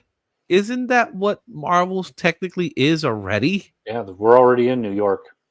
Exactly. So what are you trying to tell me by making these characters and then really they're 80 they look like 80s characters. They look like they were meant by the 80s time period. So none of them really stood out. But one thing Jim Shooter always had was he always had a mind for creating new universes. And this was one of them. And it just, yeah, I don't know. I can't tell you a single person that absolutely loves New Universe. Hey, if you want to try to find books that are easy to find and collectible, you could become a New Universe fan. maybe I'll do an article on that one day. Who knows? You know what I'm saying, and see if there's actually value in any of these books. I know there's one that may have a little uptick in value, but none. They're all dollar bin books, all of them. I think they even tried relaunching it at one time. It went nowhere. Okay, let's go to our next one. And speaking of new universes, well, is it really new? We'll talk about it now. Magus Robot Fighter #1. This came out in 1991 from Valiant Comics. A high sale of this book was $215 at a 9.8, and that was in March of 2023. The last sale of this book was $15 at a no grade. The fair market value of this book is $8 at a very fine, and the 9.8s are going for $94. This is the start of Valiant Comics, and it begins with Magus Robot Fighter, formerly a property of Gokey. This is also the first published Valiant Universe title. Keep in mind, it's not the very first Valiant title that goes to the Nintendo comics, but this is a new universe created by Jim Shooter that was very successful in the 90s, and it's still out there today. What can you tell me about Magus Robot Fighter? I remember seeing these books when they came out. I don't think I own any, but I can see there being a time in the future that people really start to hunt down these Valiant comics, just because it's kind of a contained thing. There's only so many of them right now, Mm-hmm. and they're probably fairly easy to come across. Mm-hmm. Yeah, and with this one, the next book here, I remember them asking big dollars at one time. They were very expensive books at one time. Now seeing it $15, $8 for a book that at one time was in the hundreds. At its height, this book was in the hundreds. Yeah. And it was a big book for the Wizard era. Wizard time, because Wizard used to talk a lot about Valiant, and Valiant was more story driven than it was art driven, but the art was always good, and it featured some really good talented artists at the time. Like Barry Winslow Smith was he was a big component of Valiant, Bob Layton, but those artists were never superstar artists at that time. They were great artists. They were never considered superstar artists, and the coloring in these books was very different too. It almost felt like they were colored by pencils rather than some kind of paint work. Yeah. Um, you know what I mean? So it did have a look and a feel to it, which brings us to the next one, which is Solar Man of Adam #1. Came out in 1991 for Valiant Comics. A high sale of this book was $180, 9.8. That was in December of 2021. The last sale of this book was $10 at a no grade. Fair market value of this book is $8 at a very fine, and 9.8 is going for about $95. This features the first appearance of Solar, the Man of Adam. However, there is Dr. Solar, Man of Adam. That was the real true first appearance of Solar. This is a new version of the same character, and it's the first appearance of Mother God as well. Both Magus and Solar were, like, I guess you could say they were the flagship titles for the Valiant universe. Yeah, and this is another one that I remember seeing, but that I've never read any of them. Mm-hmm. Barry Winslow Smith did the work on this one, which was great to see his art style with it, so that brought some legitimacy to the story, as well as the fact they are Gold Key Comics, and Valiant was bringing a lot of those characters into this. They were doing their creator-owned stuff as well, but these were all mostly Gold Key Comics that were coming in. The other one that I'm here to talk about is Harbinger #1. This came out in 91 for Valiant as well. The high sale of this book is 1,509.8. That was in September of 2021.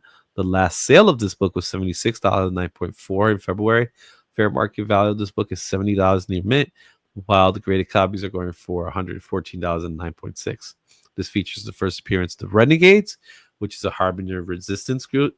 It's included in issue 1 through 6. It's a mail away coupon that collectively were redeemable for a variant of Harbinger 0 with a pink cover. Deadline also reports Westball is his name, interesting name, Westball to direct for a Paramount feature film. So Harbinger has been optioned. That's why the price of this book is higher than all the other ones. Also, what's important is the coupons. If you have to make sure the coupons are intact for these books. This is one of those ones that, if you look at this and it does get optioned and it does get made, obviously a lot of ifs, then studios are going to do what studios do, and they're going to go, oh, is there anything else like this from this company? We should just option all of this. Mm-hmm. Well, they did do Bloodshot, which was a Valiant property. They didn't really go anywhere, and no one's talking about it today, but who knows about this one. Here's a fun one. WWF Battlemania #4. This came out in 1991. Also Valiant Comics.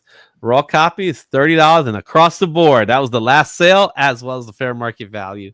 This features a story, WWF Wrestling, featuring story penciled and written by Jim Shooter. So not only was Jim Shooter a writer, he was also a penciler. And the cover art features The Undertaker and the hands of the Ultimate Warrior. That's such a cool cover. Now, I'm not like you. I'm not a huge wrestling guy, but I was at one point. Mm-hmm. I kind of made it up until whatever the SummerSlam or whatever it was, the big event that was at Skydome. Mm-hmm. And I remember watching the WWF when Undertaker had his first match on it. And it was awesome because it was just so cool. Undertaker he was a no-sell back then. Like he was indestructible. Yeah. Oh, and he did his thing. Even his first match, he did his thing. He walked around the top rope, mm-hmm. and all of that. It was really great, really cool to see. It was so cool. So there's like these one-off books within Jim Shooter's biography of books. And this one just stood out to me, man. First of all, it's a wrestling book. So that means he had to do some research on wrestling if he didn't know that already. Um, Also, he did some art in the book, Yeah, which I would like to see because apparently he is a good penciler. I personally have yet to see any of his work, but I'm just curious. I'm not even sure if that's his cover, to tell you the truth. So there you have it. WWF Battle Mania. WWF, that was its name before it was called WWE. They lost to a panda bear. that's right. All right, let's take a look at our next book, and that is The Birth of Defiant Universe #1. This came out in 1993 for Defiant Comics. The Raw goes for $350. That was the high sale of it, and that was in October of 2023. The last sale of this book was $200 near mint, and that was all the way back in 2022 in August. That's also the fair market value of this book, and an 8.5 goes for about $100 now. So this is a rare occasion where the raw is more expensive than the grade. The reason being there's really one sale. That's how this works, is more of like an average. And it's an introduction to the Defiant Universe created by Jim Shooter, which features Plasma, War Dancer, Charlie Mage, Prudence, and Cautious. Oh, that's a terrible name. The Good Guys and Glory. This was a promotional giveaway presented at 1993's 6th Annual Capital City Sales Conference. There's only 1,000 copies, and they were all signed by Jim Shooter. And this is also an acetate cover. That's why it looks a little like off color. Jim Shooter was trying to do it again. He worked on creating Valiant, and now Valiant is doing their things, and now Jim Shooter wants to do it again with Defiant Comics. How much do you know about Defiant Comics? Nothing. But I can tell you that I don't think in any of these creator spotlights that I've been a part of has universe created by been said as much as this one. I mean, clearly the guy knows something. Well, he likes creating universes, and I think a lot of it has to do with the fact that he wants to have that control over without having continuity or anything in place. He likes having a universe where you could just like make things from scratch, right? And this one, I remember seeing it, and it was like, is this like another version of Valiant? It looked and felt like Valiant, but wasn't. But because there's rarity in these books, they have value. Like our next book, which is Plasma Zero. This is a cover done by Bob Layton. This came out in 1993 for Defiant Comics. The high sale of this book was $450 at 9.8. That was in February of 2021. The last sale of this book was $15 at a no grade, and that was this month. Raws are going for $6. Graded are going for $150. This is considered scarce.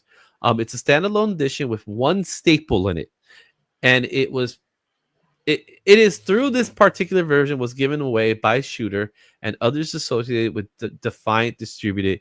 It was an insert in Preview's catalog. So the way you would get this book is you had to purchase previews, which made it a rare find. The book, as you could see today, does not have any value the way it once did at one time. But it has its place in history as being a very scarce book that's had value, but no longer has value today. And would be very difficult to get in any kind of decent shape if it's only got one staple in it and had glue all around it. Mm-hmm. Would the previous book be more expensive? That's my curiosity. Oh, if you just left it inside, I wonder how they would do that. Yeah, but then again, there's no demand for this. Yeah. So, who knows? And here's another company, another universe created by Jim Shooter. This one's a little more odd. Powers That Be #1. This came out in 1995 for Broadway Comics. A high sale of this book was $89 at 9.8, and that was in January of last year. Last sale of this book was $2 at near mint. And that was this year. The fair market value of this book is $3 at a very fine. 9.8 goes for about $89. It's really the same book. So Jim Shooter founded Broadway Comics, which was an offshoot of Broadway Video, the production company that produces Saturday Night Live. That's hilarious. And this is another one I had never heard of. So interesting. $2 you can get it for. So when I first heard of Broadway Comics and I saw that logo, I knew it was SNL related. And then I said, if this is an SNL related title, why is it none of this has anything to do with SNL? Like, why even call it Broadway Comics? Like, what, how did this happen? You know, again, it's a new universe. Again, 2 years later, after the fight, he now creates a new another universe. And he just keeps doing running it. Out of names. But did he find a way to get a hold of the people from Broadway and say, hey, I got this really cool idea of a comic book series based on your comics, or based on your TV series SNL, but then we don't do anything with it. Yeah. You know what I mean? I'm just trying to see the pitch here. I don't know if there is one. He seemed to get whatever he wanted by the sounds of it. Yeah. So so weird to me. Finally, we leave you off with Legions of Superheroes 37. This came out in 2007 for DC Comics. High sale of this book is $4 raw, and that was in March of 2022. The last sale of this book was $3 at a very good. Fair market value of this book is $3, and there are no recorded slabs. The key significance: Jim Shooter returns to Legion of Superheroes after a 40-year hiatus. I have this book, and it's a book.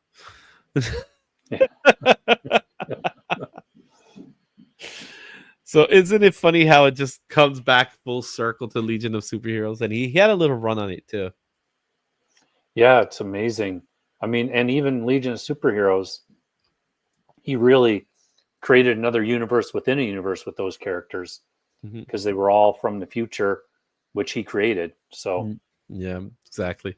So there you have it, guys. Jim Shooter. Look at that thug look he got going on there. He's like a thug saying, yeah, that's right, I made these comics. What are your thoughts on this creator spotlight? Let me know in your comments. Tell me which books you have, or is there a book that I missed out on? Jim Shooter has a huge legacy of comic books. He started at the age of 13, and look at him now. Still doing it, still doing his thing in comic books. You could catch him in conventions. Good guy to talk to. He's such a brain for the industry. He's seen it all. Thanks so much for watching this one, and it's time to get ready for the end. Yeah, so what's your thoughts on this whole Jim Shooter thing? I thought it was great. Again, as usual, learned a lot. I'm going to have a lot of books to look for on Wednesday. I'll probably try to find that Legion of Superheroes one, the newer one. Just they're pretty simple to find, and it's again, it's one of those. It was a run that he did. It didn't amount to much anything, but it's just cool that he actually did go back and started working on it again. So that's be interesting to see what he does coming up, if anything. Yeah. All right, guys. It looks to me like I don't think we're gonna get the goals, but it was nice. It was a nice try. I was trying to get you guys some sketch comic books, but I don't think we're gonna make it happen today. But it's all right. We got Christina Payne is in the house. Make sure you hit that thumbs up. We got 22 people watching, so make sure you hit that thumbs up. And them ones, I still have. Oh wow, look at that. He has a signed copy. That's cool. That's awesome. Okay, so we're gonna go to our last segment of the evening. We're gonna talk about some new comics. There's some good comics this week. What do you think? I can't wait. I love New Comic Book Day. So let's take a look at what's coming up for New Comic Book Day this week.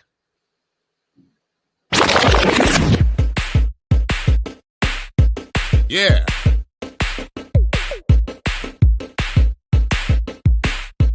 Yeah. Yeah. New Comic Book Week coming out February 19th for 2025. 2025. A lot of 20s, maybe a little too many 20s, but it's good. It's a fun week of comics this week. I'm really excited for the books that are coming out this week. I'm specifically excited to read some more Ultimate Wolverine. We'll talk more about that. Let's first take a look at last week and how last week ended up. But as always, I always forget to mention Superior Stand. But I'm gonna remember now. Huge thanks to my guys at Superior Stand. Make sure you go hit them up. They got an IG account. They're trying to hit 10,000 followers. They're working really hard to hit that goal. So help them out. Make sure you sign up for them. And at the same time, you have that QR code there if you're interested in any Superior Stands. I love them. They're awesome. They're great. They are the community stands. So go check them out, superiorstands.com. Last week, we had a couple of books here. And these are the books voted according to League of Comic Geeks. So this is a fan poll. And Absolute Batman #5 came in first place with 34%, followed by the new Doom series. Bug Wars came in third. Batman Dark Patterns came in fourth. And it actually was tied with Transformers in the first appearance of Shredhead. What did you read? I read all these books. Okay. I would probably, my order wouldn't be exactly the same. I really enjoyed Bug Wars. Mm-hmm. Value for money, it's definitely would be first because there's just so much story there. Mm-hmm. And it was a really cool kind of take on Honey, I Shrunk the Kids with battles and stuff. So it was good. Batman Dark Patterns was really good. It had a lot of, it's almost done the first part of the Wounded Man storyline. So it was good. Mm-hmm. You got Shredhead. Yeah. Absolute Batman was also a good read. You get to find out if he did or didn't he. So that was good. Yeah. I got to go back to the shop. I missed out going to the shop last week. I usually don't, but it was my wife's birthday. So unfortunately, I couldn't go to the shop and get books until I probably won't go to Wednesday to get books. I probably won't even be able to get tomorrow to get some new books, which I usually do. But yeah, I'm excited to read all of these books. I'm excited to read the books that are coming up. Also excited to give a shout out to my boy Matt Spidey. We have a goal for him to hit his 1K mark. Last we checked, he was in the 850. So if you're not subbed to Matt Spidey, go ahead. I like to hang out on his Saturday streams. It's a good dude from Australia. Give him a hit. Give him a shout out. Right? That's what we're here to do. Help each other out. Okay. With that said, it is now time to move forward and talk a little bit about the rundown. So fresh off the shelf, these are the books that are scheduled to come out. As of right now, we have 95 titles scheduled. From that, we have an additional 329 variants. There's a lot of variants. Yeah. That's mucho, as we say in Spanish. As far as number ones, we have 16 new number ones. Those are either ongoing or limited series. With those, there's 57 variants. That's not as bad, right? Maybe. Who knows? We have some potential keys. We have 12 potential keys, and 6 of them are listed as first appearances. So we got a lot of first appearances scheduled for this week. There's some books here that I think have some significant key value to them. However, we don't know exactly if they really are going to be keys or not. Only time will tell. As far as the publisher breakdown, Marvel has 25 titles scheduled from today, and they were one shy from 100 variants. Just do the extra one, Marvel. Just give me one extra book, damn it. All right. DC Comics has 14 titles and 48 variants scheduled for this week. Over at the Indies, Image has 12 titles and 29 variants, while Boom Studio has 3 titles and 22 variants. You're laughing already. I know why you're laughing. IDW have 4 titles with 5 variants. And surprisingly enough, there was Dynamite actually didn't have any books, but then somehow that list came in and they have 4 titles with 85 variants. Oh, Dynamite. I love it. And Dark Horse Comics has 6 titles and 8 variants. Over at the indie publishers, there's 27 titles scheduled with 33 variants. That's a little more. Is it time for another Thundercats issue already? I don't know. I don't think so. There's no Thundercat schedule for this week, but there are some other books scheduled. So let's take a look at them. Starting with Ultimate Wolverine #1. The first team appearance of the Opposition, a group fighting for mutant liberation. Sounds like this should be the X-Men. Yes. Well, I read issue 1. I was excited for it. I'm really stoked for this one. You got the Alessandro Capuccio cover, which is pretty cool. There's also a version of that, I believe. You have the 1 in 25 Jasmine Putri cover, which I think is cool, but I think is the Neil Francis Yu is my favorite out of all of them. Yeah. This is going to be a fun week because usually, like I said earlier, I would have gone through all the covers for this week in CLZ or something and looked at them and picked out a bunch of favorites. Now I have no idea what the covers are going to be.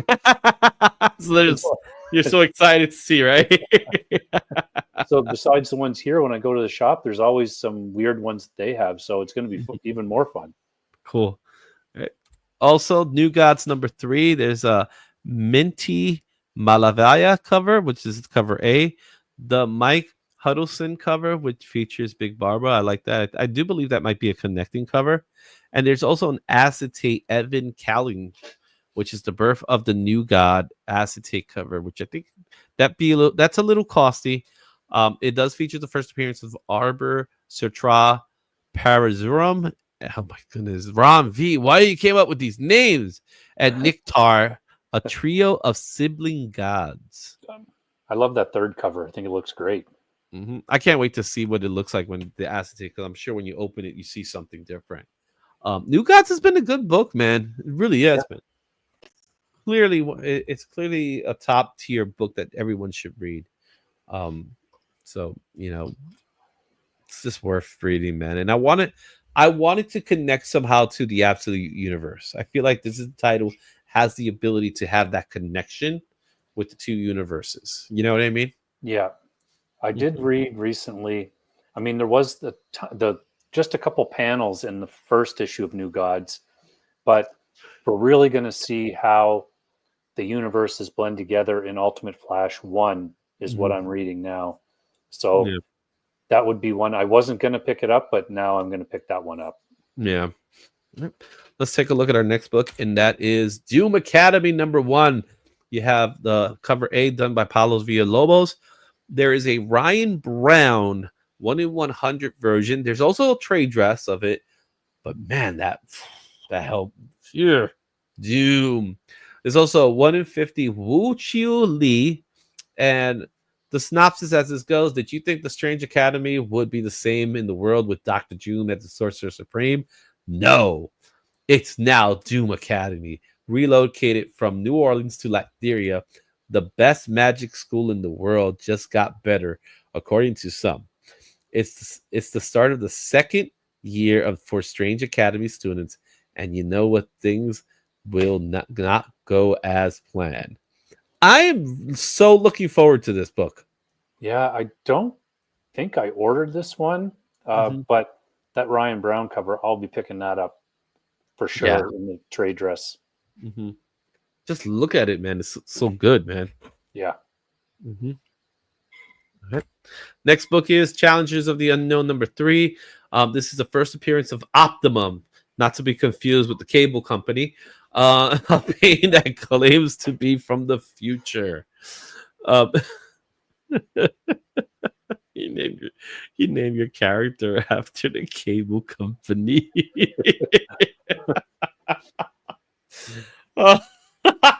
That's when you know you're running out of names. Yeah. There's only 2 books. There's only 2 covers, and I personally like the Christian War cover though. I think that's a cool one. Mhm. Also, Thunderbolts Doomstrike #1. You have cover A by Lanil Francis Yu. The 1 in 50 Ivan Tao is a version, but there is a trade dress, and there is a 1 in 25 Lee Gerbet cover. This is a new Thunderbolt roster featuring Bucky Barnes, Songbird, Black Widow, Citizen V, U.S. Agent, and Ghost Rider 44. It's another one, Izzy. I was not going to pick up this book, but then I read that little blurb, and I really like Ghost Rider 44 right now. I think it's a really cool character. Yeah. So I guess I'm buying this one too. Yeah, and it makes sense that they're making a Thunderbolts comic book with a movie coming out. They should be a Thunderbolts comic book somewhere. They don't always do that. It's weird as it sounds. So, Zatanna #1. I feel like we just had a Zatanna book. This is you got the Jamal Campbell. Also, there's a Jamal Campbell 1 in 50 cover, which I really like that cover. And the Zozomaki cover is also, whenever she does one, I love her work, man. This features the first appearance of Lady White, a ghostly adversary. Yeah, this one will all depend on what the interiors look like. It's Jamal Campbell. Yeah. So we'll see if I like it when I flip through, I'll probably pick it up. Yeah. Then we have the indie key of the week, which I thought was so cool. Godzilla Heist #1. This is from IDW. You have the Bob Eggleton cover, and there's also a version of that one. And you have Pablo Tunic, which is a Reservoir Dogs homage. There's also a Lenny Romano variant that's out there for Godzilla Heist. It's a thief lures Godzilla to London to serve as a distraction so he can pull off a heist. Let's destroy the world so I could get some money from a bank. Yeah. It's another one. I'll flip through it and see. I like giving the independents a chance, so especially first issue. I'm curious because first of all, I love heist stories. I think I'm always a big fan of heist stories, but then you throw in Godzilla to the mix, and he's supposed to be the distraction. Yeah, sold.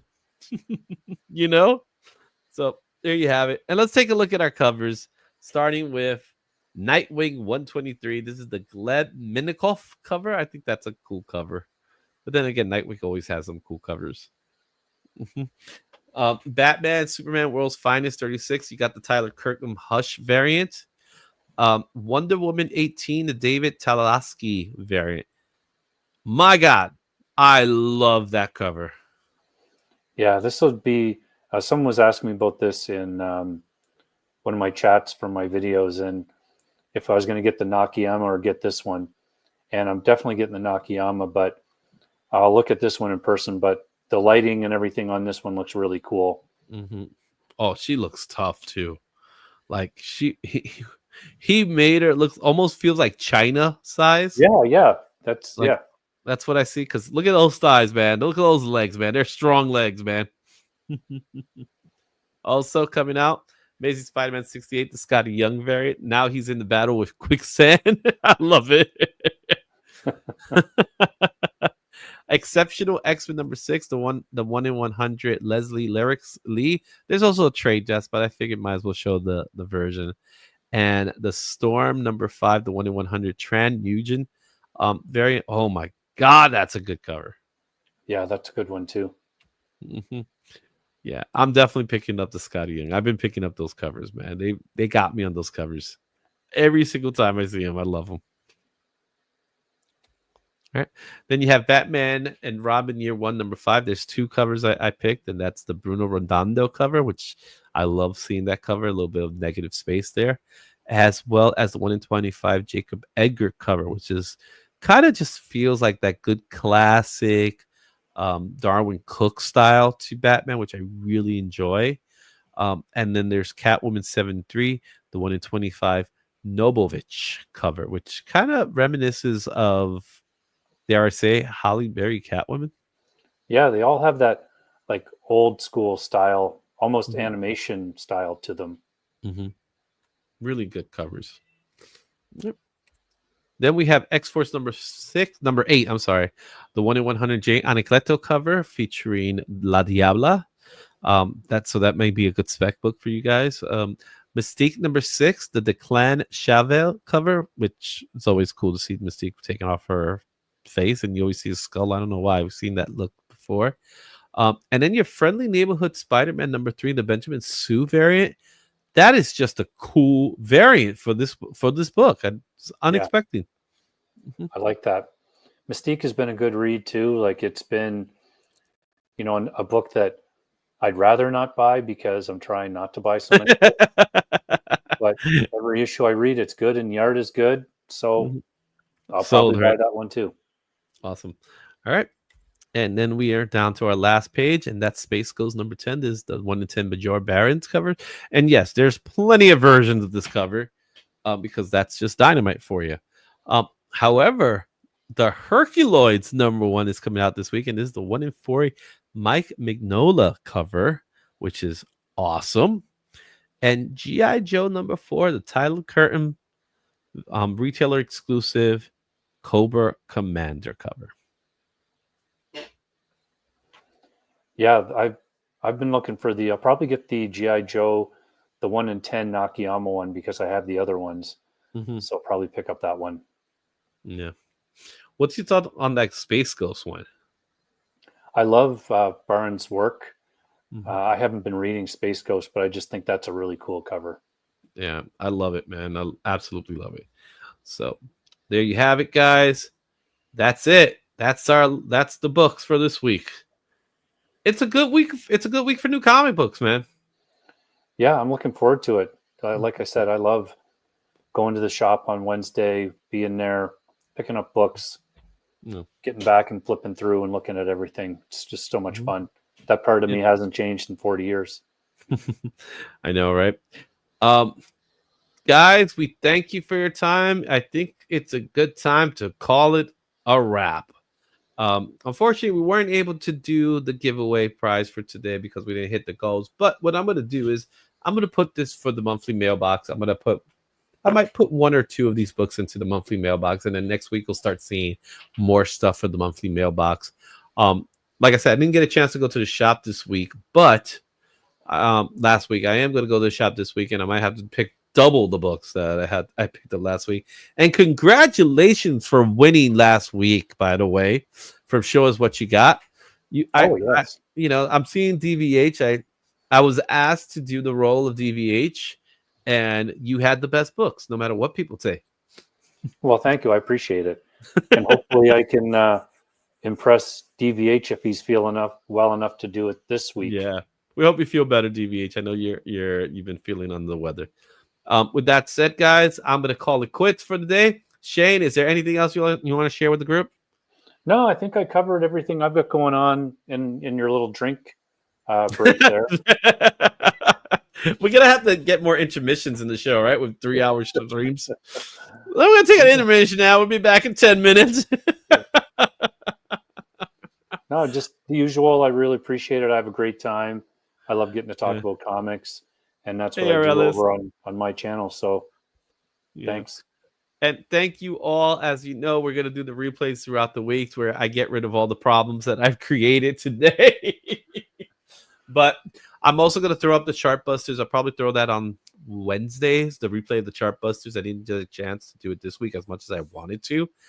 If you guys haven't seen the Chart Busters when we did the monthly show, wait, there's some crazy bangers that we talked about there. So we're gonna put that video up. We're gonna put that up in different sections to make it a little easier to watch. But be on the lookout for that's coming out this week. I'm also gonna drop the Rags Morales video pretty soon because I have a little more time this week to do that, where I didn't have a lot last week. Last week was a really busy week. And I do have some exciting news to share with you about things that's coming up soon.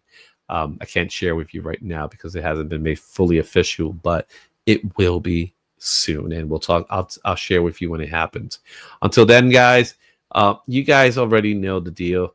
I'm gonna leave you with a nice little thank you and we'll see you guys in the next one.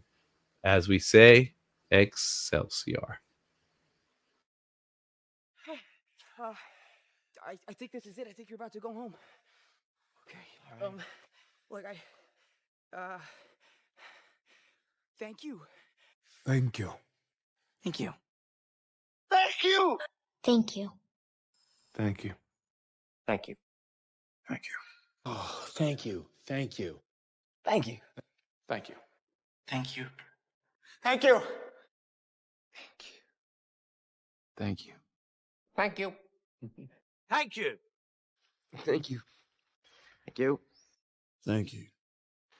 Thank you. Thank you. I never said thank you.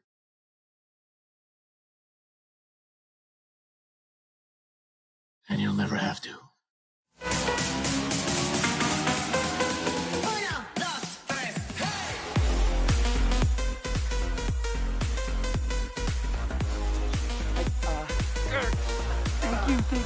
Thank you.